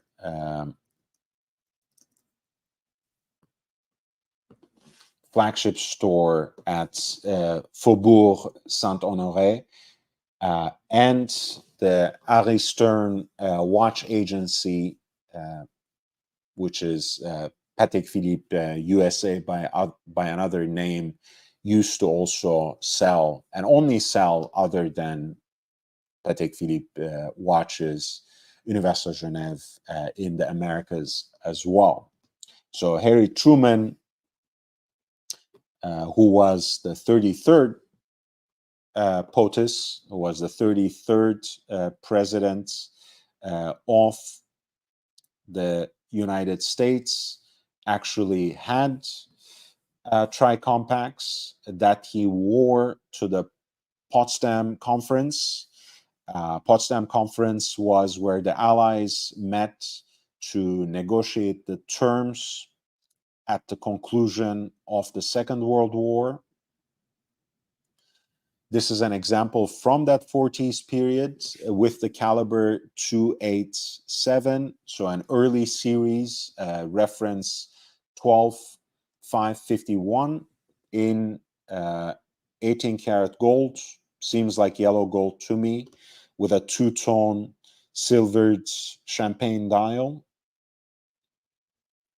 Inscribed on the case back with the occasion and with a signature of the president. Here's a picture from that conference of the Big Three, with Harry Truman in the middle, Winston Churchill on the left, and Joseph Stalin on the right. The British general elections, I think, happened in the middle of the conference. So Churchill was actually replaced by Clement Attlee before the end of the proceedings, or maybe somewhere halfway. I don't know these things from my memory so quickly, but this is a picture that was captured when he was still present. And I like to think the watch that we see here peeking through is in fact the tri-compacts. I couldn't find very clear shots of the watch from the conference, so I do apologize. But that picture was actually from this auction catalog, because Antiquorum in 1994, on the centenary of the brands of Universal Genève, actually put together an auction that heavily featured their watches. This is a great genre that I like as well. There are a lot of lovely universal dress watches in precious metal with cloisonné enamel dials. Cloisonné enamel, nowadays you see it on very boutique pieces, at the center dials of Patek Philippe world timers, on Anderson Genève world timers, so on and so forth. But at its height, there were a couple of different makers, really not more than a handful, with about half a dozen experts who were commissioned to do these artful pieces for makers such as Patek Philippe, Universal Genève, Omega, even Rolex, and so many others.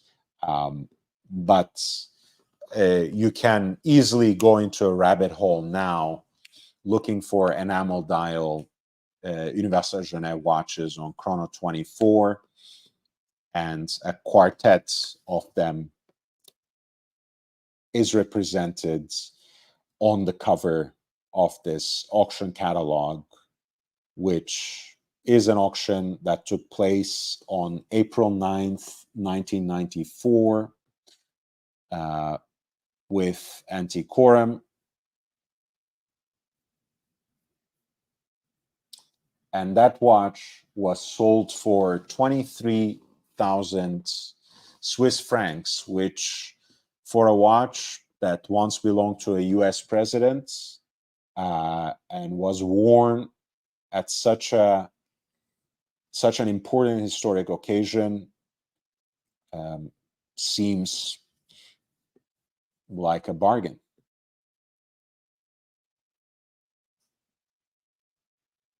Yesterday was Enzo Ferrari's birthday.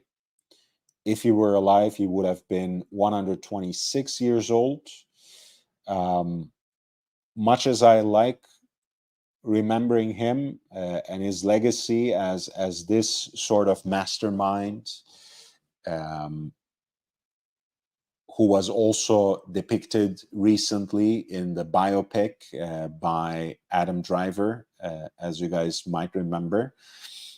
I also love his choice of watch.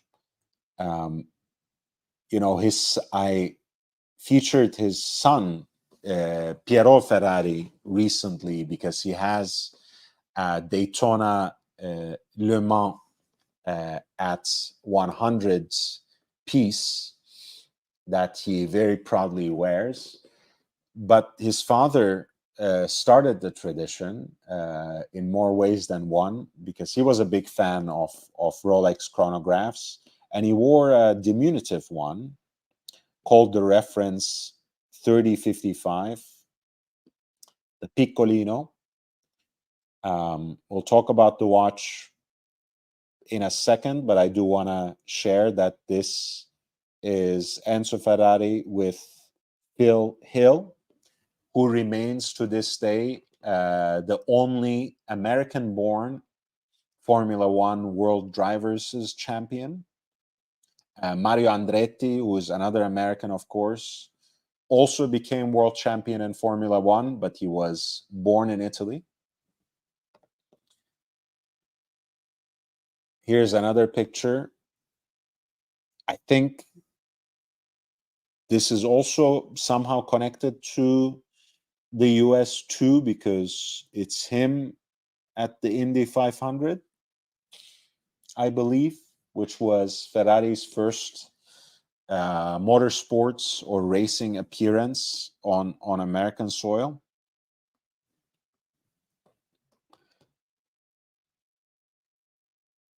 And he's wearing the 3055 as well, which presumably is in Pierrot's collection as well.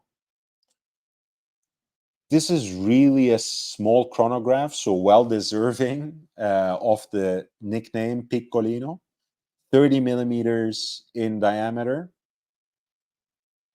positively diminutive. This is a yellow gold example, and I believe Ferrari's piece was in yellow gold as well,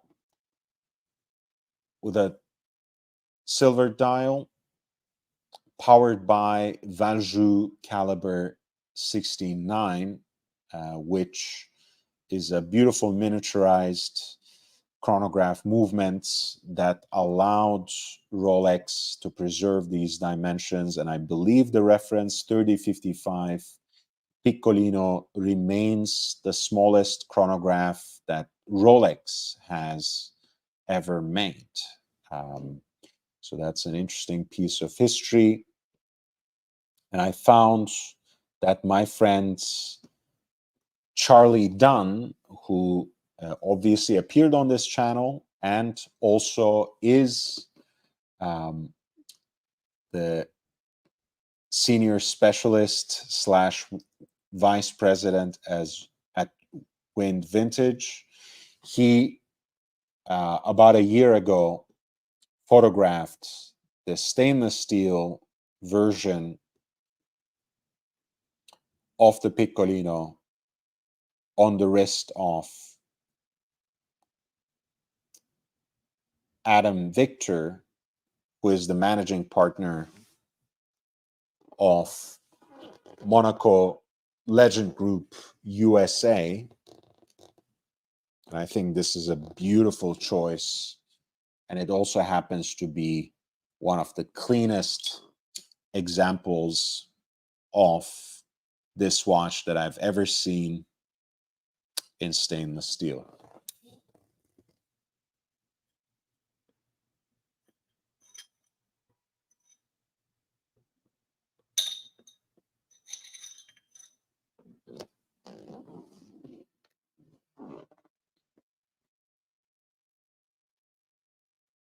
But as I mentioned, I believe Enzo Ferrari's version was in yellow gold.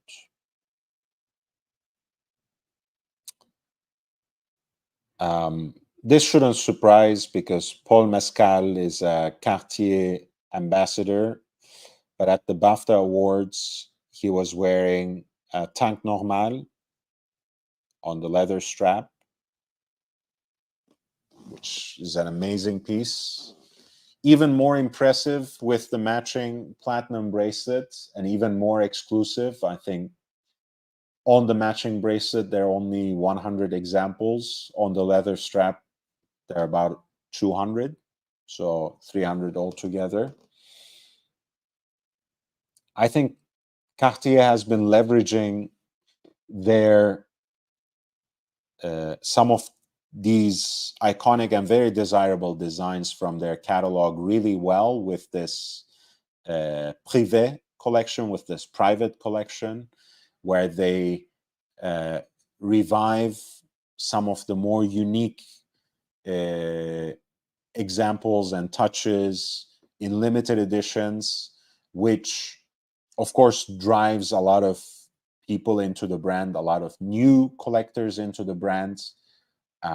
It also, I think, brings more attention, more shine, and more desirability to the accessible and perhaps more conventional approaches on the same designs. As you guys know, not only the Tank, but many of the other mainstays of the Cartier catalog have a lot of variations.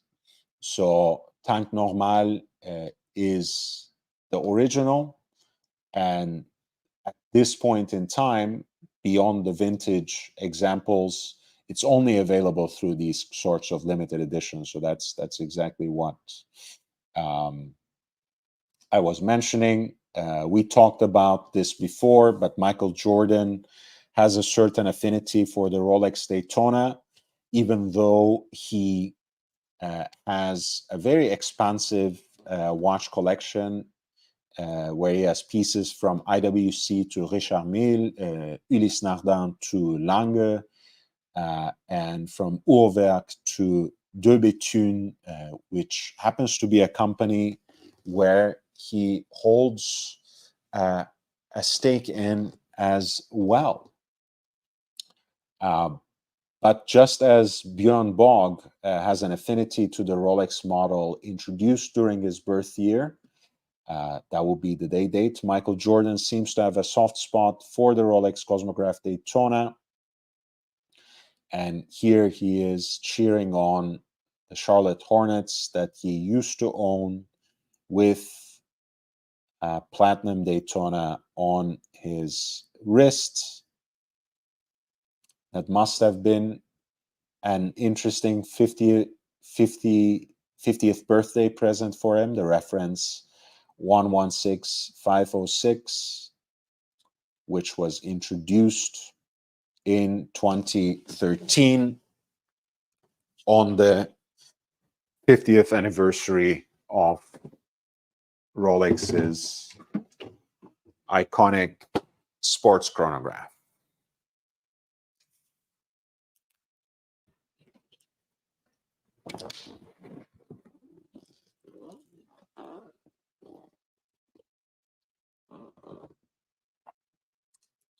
That's, by the way, Eric's wrist. You can recognize it, if by nothing else, with that rowing blazers, white Oxford cloth shirt's cuff peeking into the frame.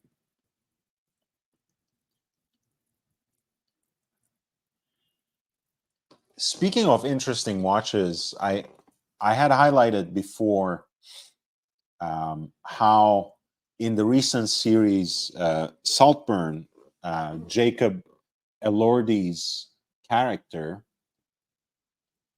was wearing a vintage Rolex that apparently comes from Elordi's own collection. And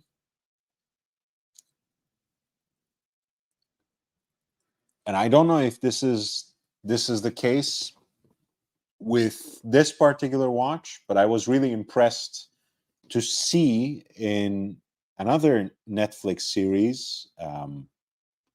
I think Saltburn was on Amazon Prime, though. Anyways, One Day is on Netflix, where Leo Woodall is playing this character, Dexter Mayhew. And he is wearing a vintage Patek Philippe Calatrava with a very unique design. That's the reference 2431, which has these stylized flame lugs. And I was mostly able to identify it because of this little blur right here, which indicated to me some sort of numeral rather than a simple marker, which then finally led me to the reference 2431. A great example of a Patek Philippe design watch. I have talked many times before about the kind of aesthetic flair that Vacheron Constantin, among the legacy makers, brings into their design ventures, especially the small touches that they do to their lugs. But they're not the only ones. Patek Philippe is usually distinguished by the conservative restraint of their designs. They mostly represent that sort of simplicity and purity rather than anything more. But even before the more adventurous pieces that were designed by Gilbert Albert and others, they have pieces like this reference 2431, which have some sort of flair, which have some sort of hearkening to a different kind of design without sacrificing the purity of a time-only dress piece by Patek. A Calatrava such as this, 34 millimeters in diameter, in a yellow gold case with a lovely warm patina here, and also on Leo Woodall's wrist as well.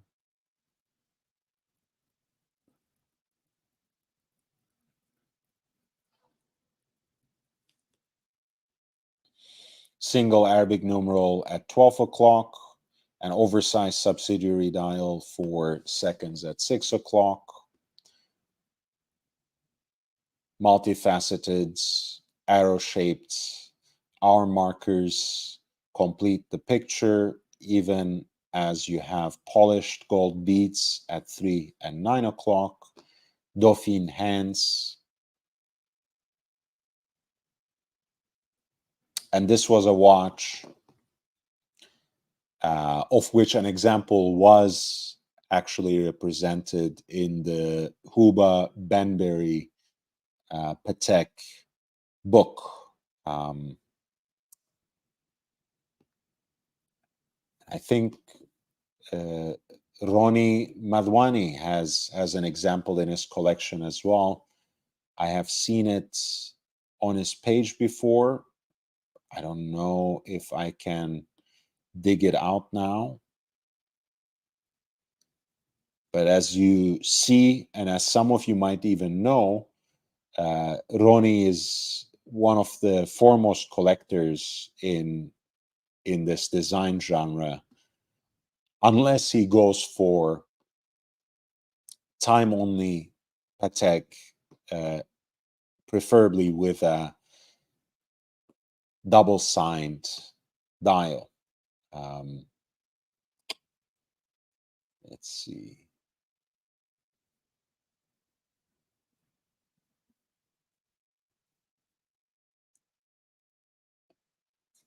We're getting warmer, but not yet.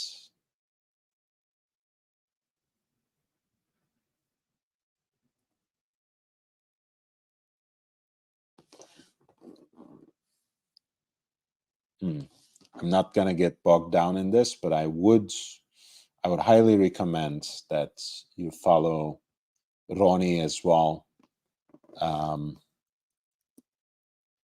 He really has great taste in watches, and it's always exciting to see people who have followed their hearts, but who also over the years developed their own tastes and carved out a very specific kind of niche with their collections. It's always a pleasure to see this sort of thread that runs through the entire collection of watches. It always makes me happy to see that there's a method to the madness, that people actually put thought into buying these things rather than just going about it impulsively and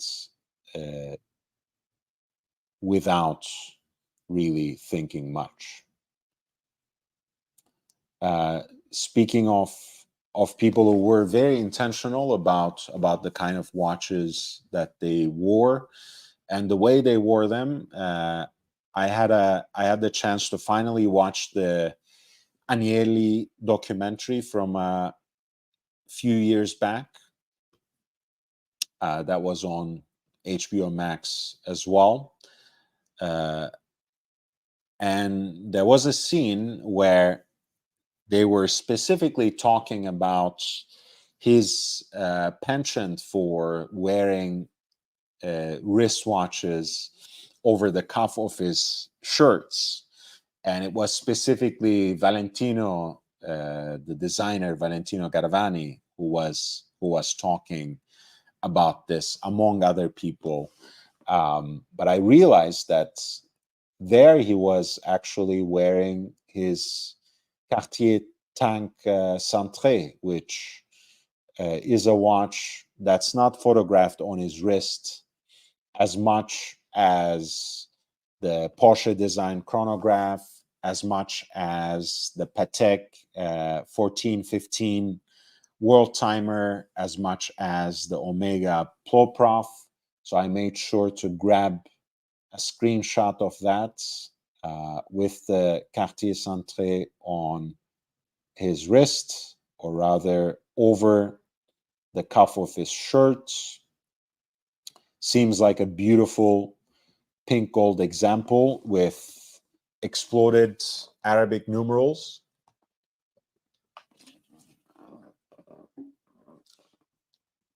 Very loyal to the origin of this model in the roaring 20s.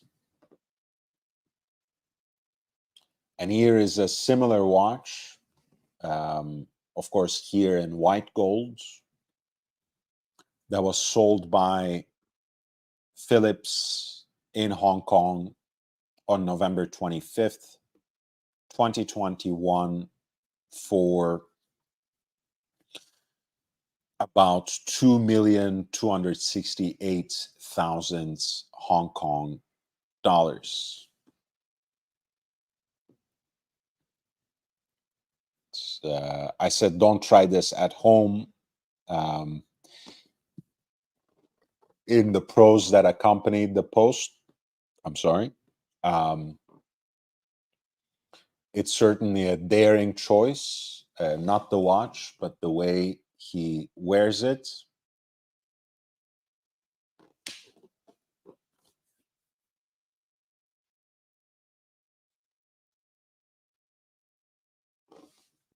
And I don't think many people can actually pull this off without looking like a fool.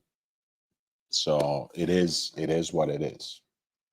But the watch itself is amazing, I think, especially with those exploded Arabic numerals, which are not as visible, but barely noticeable in that still shot.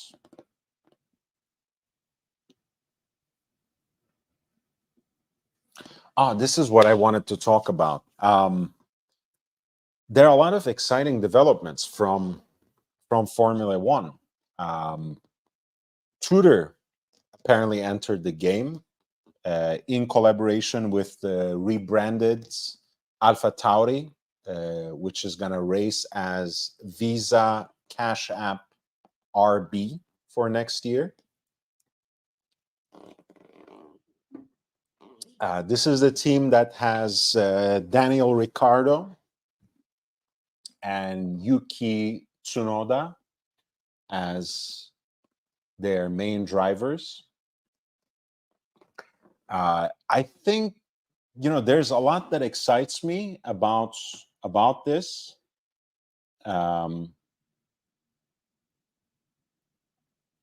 They had used the Tudor heritage black base ceramic when they made the initial announcements, and both Ricciardo and Tsunoda had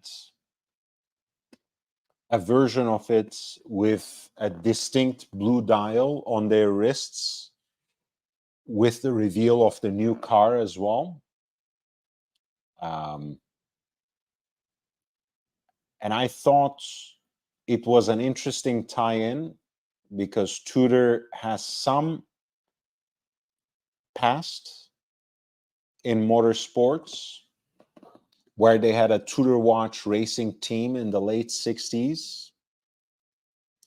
And they did have a Japanese driver by the name Tomohiko Tsutsumi, who drove a Porsche 906 that is photographed here in this ad, along with a Tudor Submariner, reference 7928, which you can also see on his wrist there. So I was pretty excited that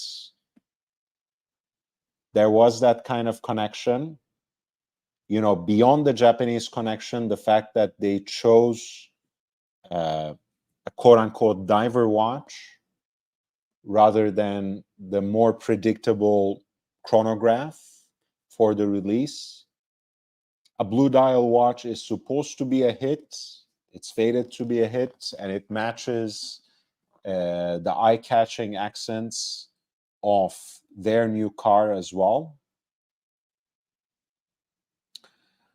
But Yasha points out something important, and I was just going to come back to the negative parts of it.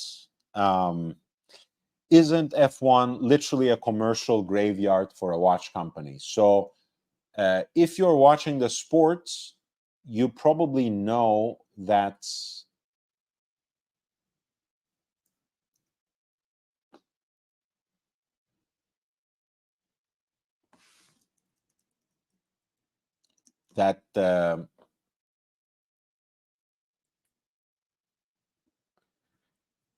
Rolex has this sort of Ayatollah status. Let's say they are kind of the supra sponsor, where they don't sponsor any of the teams, but the event, but the entire organization. So entering Tudor into the mix is an interesting way for them to have some sort of involvement without really committing or over-committing. And as Yasha said, a lot of the sponsorships in the past, a lot of the watch sponsorships in the past, when it comes to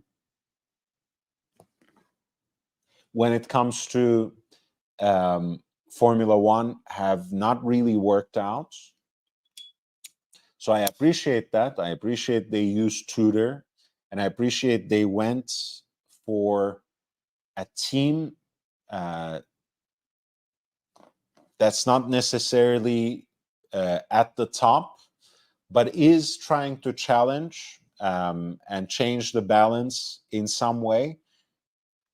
But I thought it was actually horrible when you think of the marketing placement, because if you know anything about Formula One, you know that Alpha Tauri, which is rebranded as Visa Cash App RB, which is for Red Bull, is the second string team for Red Bull Racing in Formula One. And the first team, Red Bull, already has a watch sponsor, and that is Tag Heuer. So I think it's a horrible idea, actually, overall, for Tudor. As excited as I am for this historical tie-in, seeing these cool Tudor heritage black base ceramics on the wrists of Tsunoda and Ricciardo,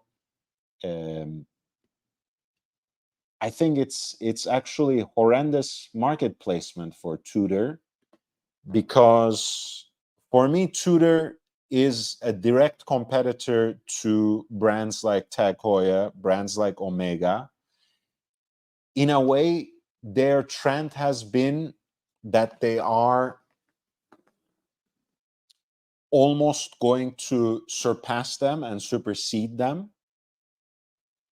And I think it's not a great idea that they would place themselves under Tag Heuer in this particular way. And I think that's why they made a point of really emphasizing their challenger aspects here for the team.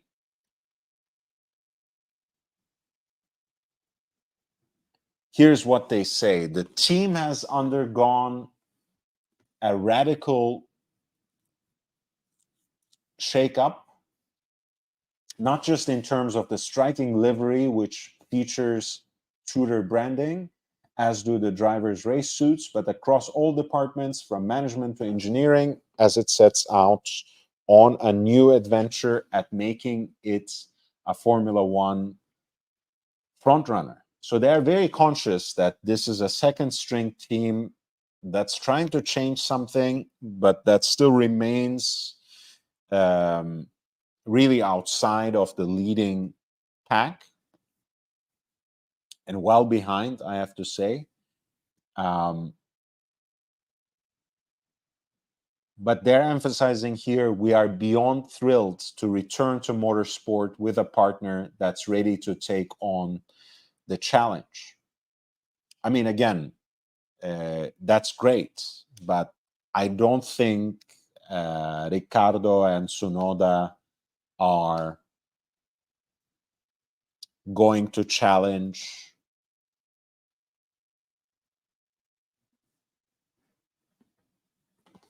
Checo Perez and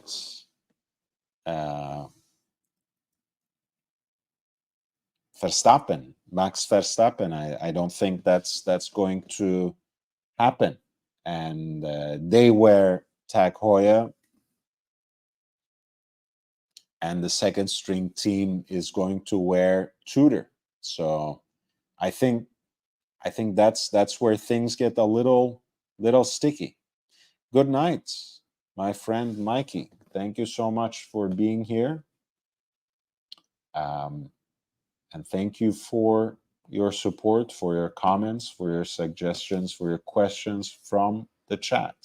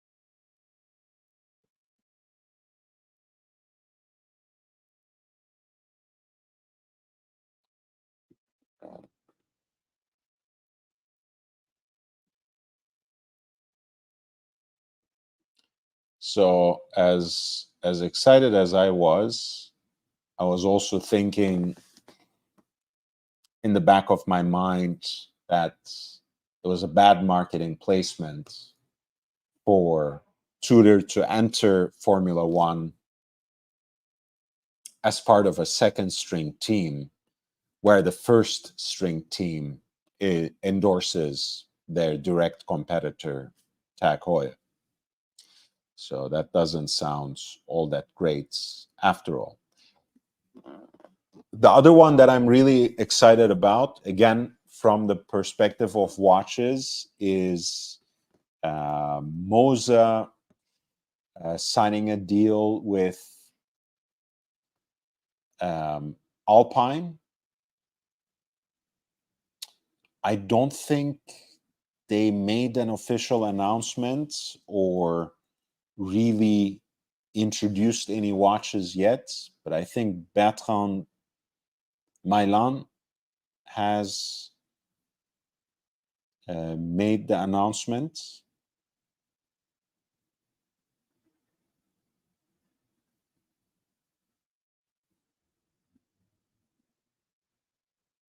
And of course, it's going to be the Streamliner, which remains my least favorite watch design, especially in this category. But more power to them. I mean, again, Yasha might be a little more skeptical, but I'm always very excited when, especially smaller companies like this, end up, in partnership with these seemingly gigantic global brands, and Formula One has really grown globally and in the US in recent years. I'm pretty sure that we were talking about this in one of my recent live streams. Or no, I was talking about this behind the scenes with someone from the audience, where especially this Drive to Survive documentary series on Netflix, at least in their first few seasons, brought a lot of new fans into the fold globally, especially in the US, where we have now 3 tracks. And there's a lot of attention that is shown on Formula One as a sport. And yeah, between the 3 tracks in the US and the Mexico City, the Americas are really quite huge. I mean, there's also, of course, the track in Brazil, right? I'm not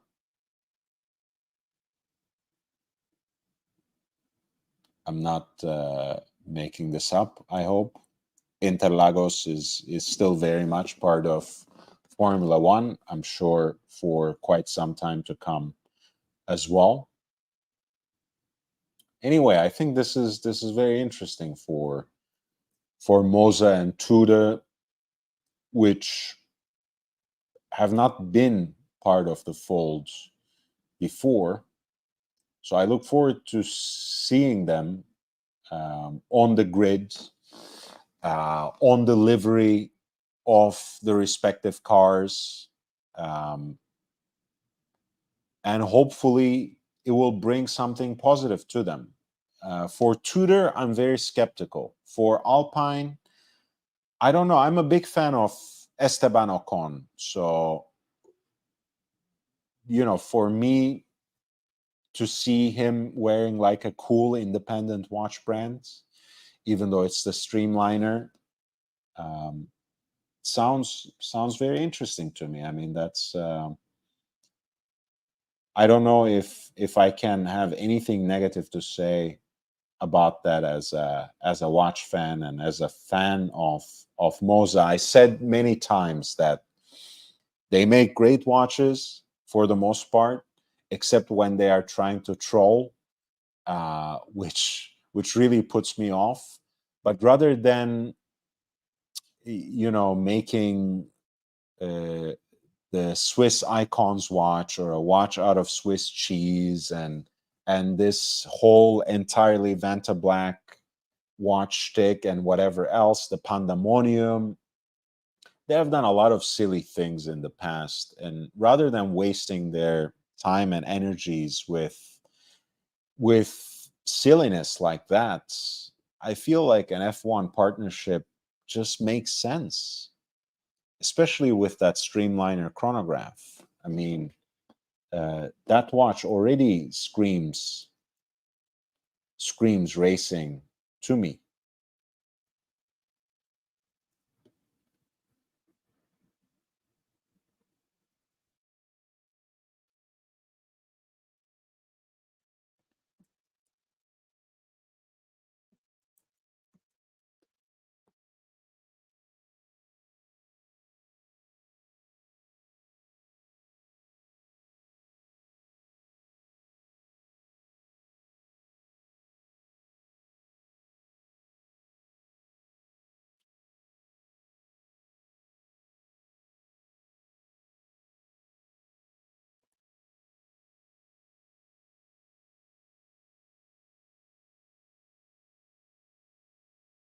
Right?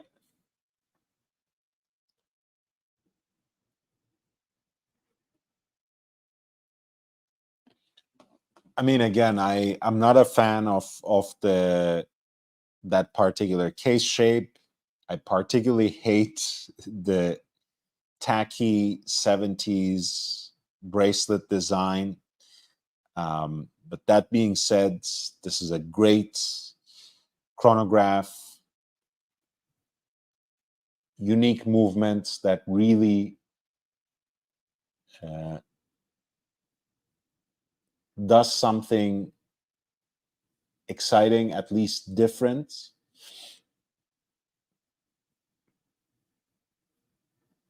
Insofar as it dispenses with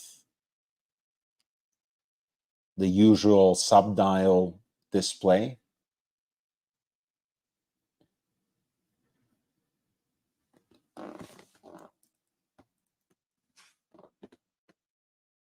The HMC 907 has not only that beautiful architecture, therefore, but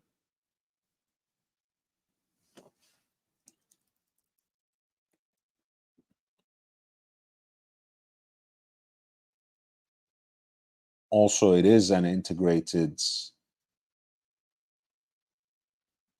chronograph movement that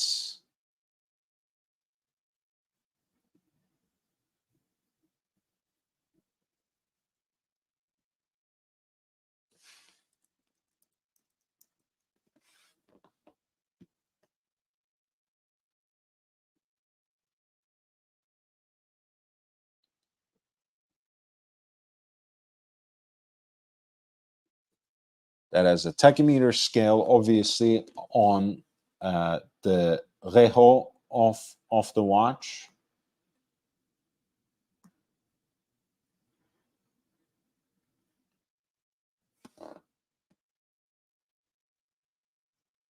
But also has a centrally deployed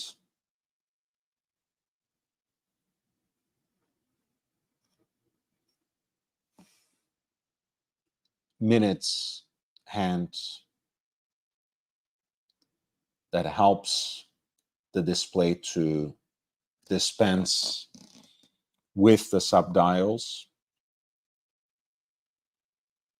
Of course, the flyback function, the chronograph designed by Agenhor.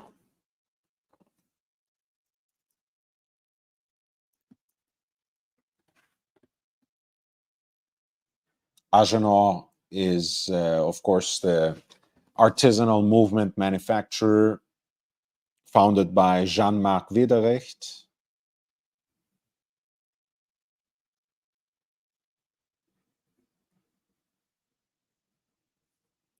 And that's column wheel chronograph movements, the Agengraph with an innovative horizontal clutch with a friction wheel, which aims to avoid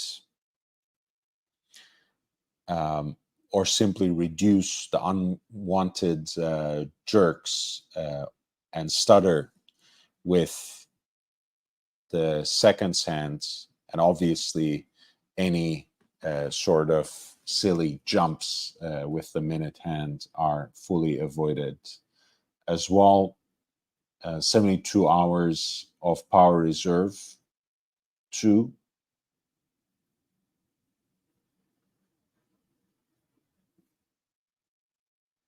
I think the pricing should be around 45,000 Swiss francs. Yeah, that's it.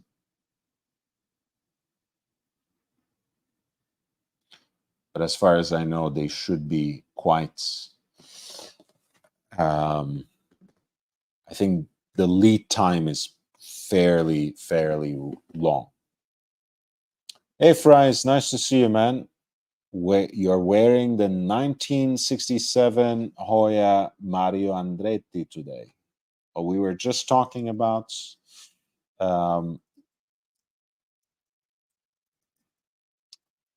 Formula One, and actually mentioned the Andretti as well as the Altavia. So it's a great coincidence.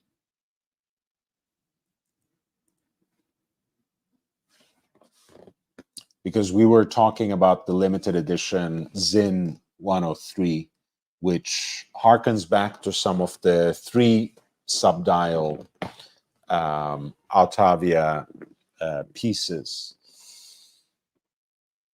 So yeah, this is a great one. Amazing piece.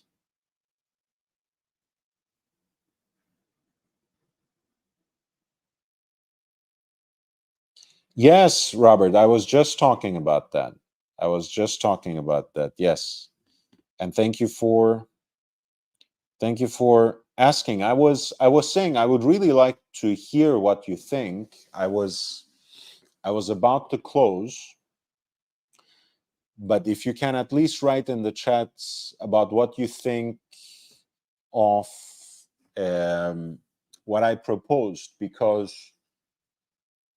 I was saying that Tag Heuer is a direct competitor of Tudor. So for Tudor to place themselves under Tag Heuer in their collaboration with the Racing Bulls, or like you said, Visa Cash App RB, the team that was previously known as Alpha Tauri, because the Red Bull Racing team is endorsing Tag Heuer watches. So, you know, again, as much as I love Ricardo and as much as I'm quite enthusiastic about Yuki Tsunoda, who is very young and has a lot of potential, I don't really see them challenging Verstappen and Checo Perez next year. So I'm very excited about Tudor entering the fray. I like the fact that Rolex stands at that aloof, or remains at that aloof position, without themselves sponsoring any specific team, but the event, but the organization. That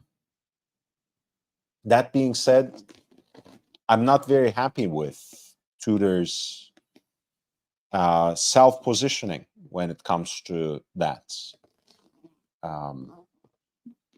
Yeah, I would like to hear, even if it's just one sentence, what you think. Gone Dog remains one of my most loyal and staunch supporters. Thank you so much. Reminds everyone to upvote. Yes, please, please, please do upvote. Robert says, I think it's weird for Tudor to make that move, and the watch that Ricardo is wearing in the promo pics isn't exciting. Yeah, they're both wearing the same watch, which is basically this one with a blue dial. It's the Black Bay ceramic. I like the Black Bay ceramic, to be honest. I like this murdered out or blackened look. I like that it's a Metas certified watch. I like that it's a little different from every other Black Bay they have. It's also the larger case. It's the Heritage 41 millimeter. And it's a nice wear. I mean, the few times I tried it at their boutique, I've always was very happy with it, even though I've always thought that the Black Bay 58 is the perfect size. I like the Heritage as well. But yeah, just giving it a blue dial doesn't excite me much, except for the historical tie-in I was talking about, which is how you can click that link to see my post, and feel free to like it as well. Because when Tudor had a racing team, incidentally with Tsutsumi, Japanese driver as well, they had a submariner for the endorsement, a reference 7928. So the historical tie-in is cool. The fact that they issued a diver watch rather than a chronograph for that reason is cool. But I understand that it's not very exciting because it's not a new watch. It's not even a more, flashy version of a chronograph. Although, trust me, I mean, if they make the podium, they will have one of the new Tudor chronographs that are probably going to be announced in Watches and Wonders ready for them. And I think that's the reason, again, for the Alpine team and Moza watches, they have something in the Streamliner flyback chronograph that makes a lot of sense to present already, and that's very exciting to a lot of people, even though, again, I absolutely detest the design and find it very dated. But you can see that they also didn't announce any new watches. So it's a very awkward time. They had to announce the partnership before the official beginning of the season when the new cars were revealed, since they are featured on the livery. But they are not going to announce any new watches when they're so close, when they're less than 2 months away from Watches and Wonders, which is their big trade show. And Rolex is basically playing the host at this point, with Dufour being also the CEO of Watches and Wonders. And Tudor is the Rolex sister brand. Anyway, so Tudor will probably announce a number of new watches at Watches and Wonders. That's no news. There's nothing particularly exciting about that. That's predictable. But one of the watches they announced might have an immediate tie-in to Formula One, being a chronograph. Might have an immediate tie-in with the Visa Cash App Racing Bulls team, RB team. But if that doesn't happen at that point in time, rest assured that by the time they make podium, they will have something interesting to wear on their wrists. That's probably a little more exciting than the Black Bay ceramic with a blue dial that you can see on Tsunoda's wrist here.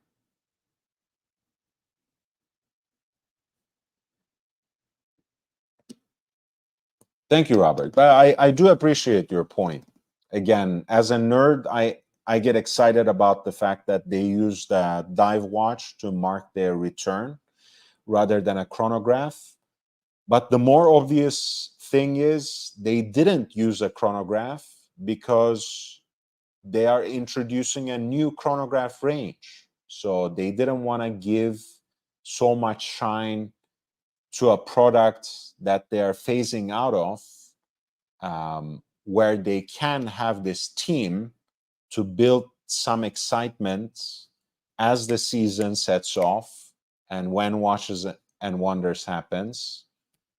They can use this team to generate some excitement around the new chronograph, which is probably going to be a watch that I already covered on Instagram when I had the chance to handle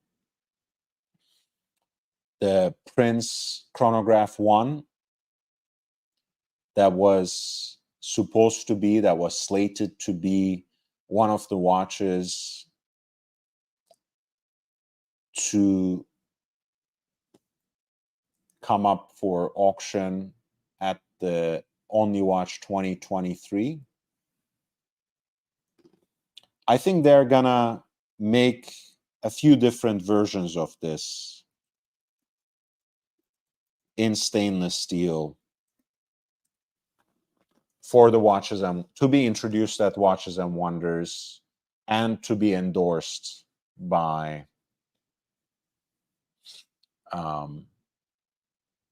the Visa Cash App RB.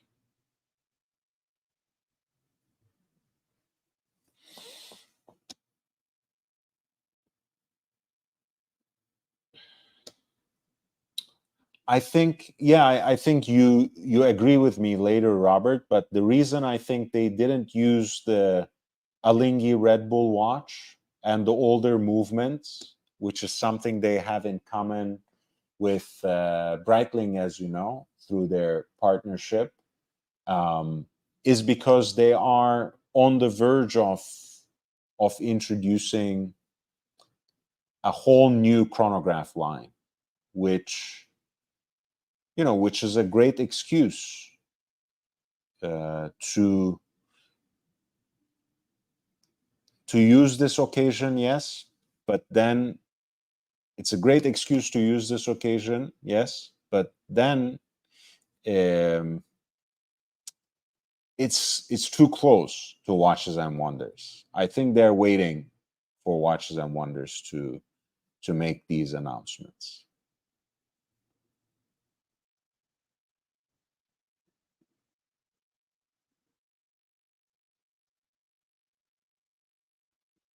All right, with that being said, I will ask for a thumbs up. Ali, thank you so much for joining me on the panel, helping me jumpstart the live stream. I'm back with regular streams. There's going to be one tomorrow as well, starting at 8 p.m. Local time, Los Angeles. I think this time I'm gonna go at least until midnight. I'm just making my way back, warming up again, getting the gears moving. Thank you, Ali, as well, again, for the gift memberships and his generous super chat to welcome the 5 new members. I look forward to seeing you tomorrow in the next live stream. In the meantime, please take advantage of some of the exclusive content you have and some of the other content that is publicly available. Feel free to leave some comments. That always helps me with the algorithm, and I'm happy to hear about your opinions, respond to your questions. It's one of the things that keeps me energized. And of course, as always, feel free to share the link with other watch enthusiasts, other collectors. We have just crossed into 2,000 and increasing day by day. Hopefully, soon enough, I will reach my new goal, which is 5,000. We are close enough. But, these things sometimes need a little bit of a word of mouth and a little bit of an extra push, an external push sometimes that comes from somewhere. So for you to share the link is sometimes the most important thing, because it can not only get me some new subscribers, but put my work in front of new eyes, and that's always helpful. Basil, again, one of the steadfast supporters of the group, one of the veteran members of the audience, a member of the channel as well. 199, beautiful thumbs up super sticker, reminding everyone to upvote as well. Yes, sir. The OmniWatch version that I just showed, the Tudor Prince chronograph. Where is it? Let me pull it up again. Actually, as a prototype movement that they are developing. Because, you know, the vintage and neo-vintage big blocks, which incidentally predated the introduction of self-winding movements for the Daytona range, by the way, were powered by the generic Valjoux 7750. This one actually moves away from the B01 that is held in common between Breitling and Tudor, and introduces a prototype caliber that is for now named the MT59XX. It's gonna, I think it seems almost inevitable.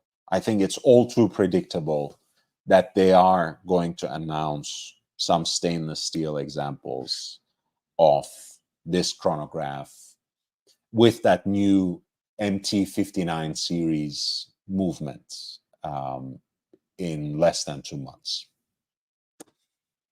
And that will end up going onto Ricardo and Tsunoda's wrists. I think that's it. Thank you, everybody. Again, hit the like button, subscribe if you haven't. I'm here with watch content every day and back to regular live streams too. Share the link, spread the word, help me extend and expand this beautiful community that we are building that comes together only around passion for and knowledge of wristwatches. Stay safe, stay healthy, and keep wearing your watches. I'll see you in the next one tomorrow, namely at 8 p.m. Los Angeles time. Take care.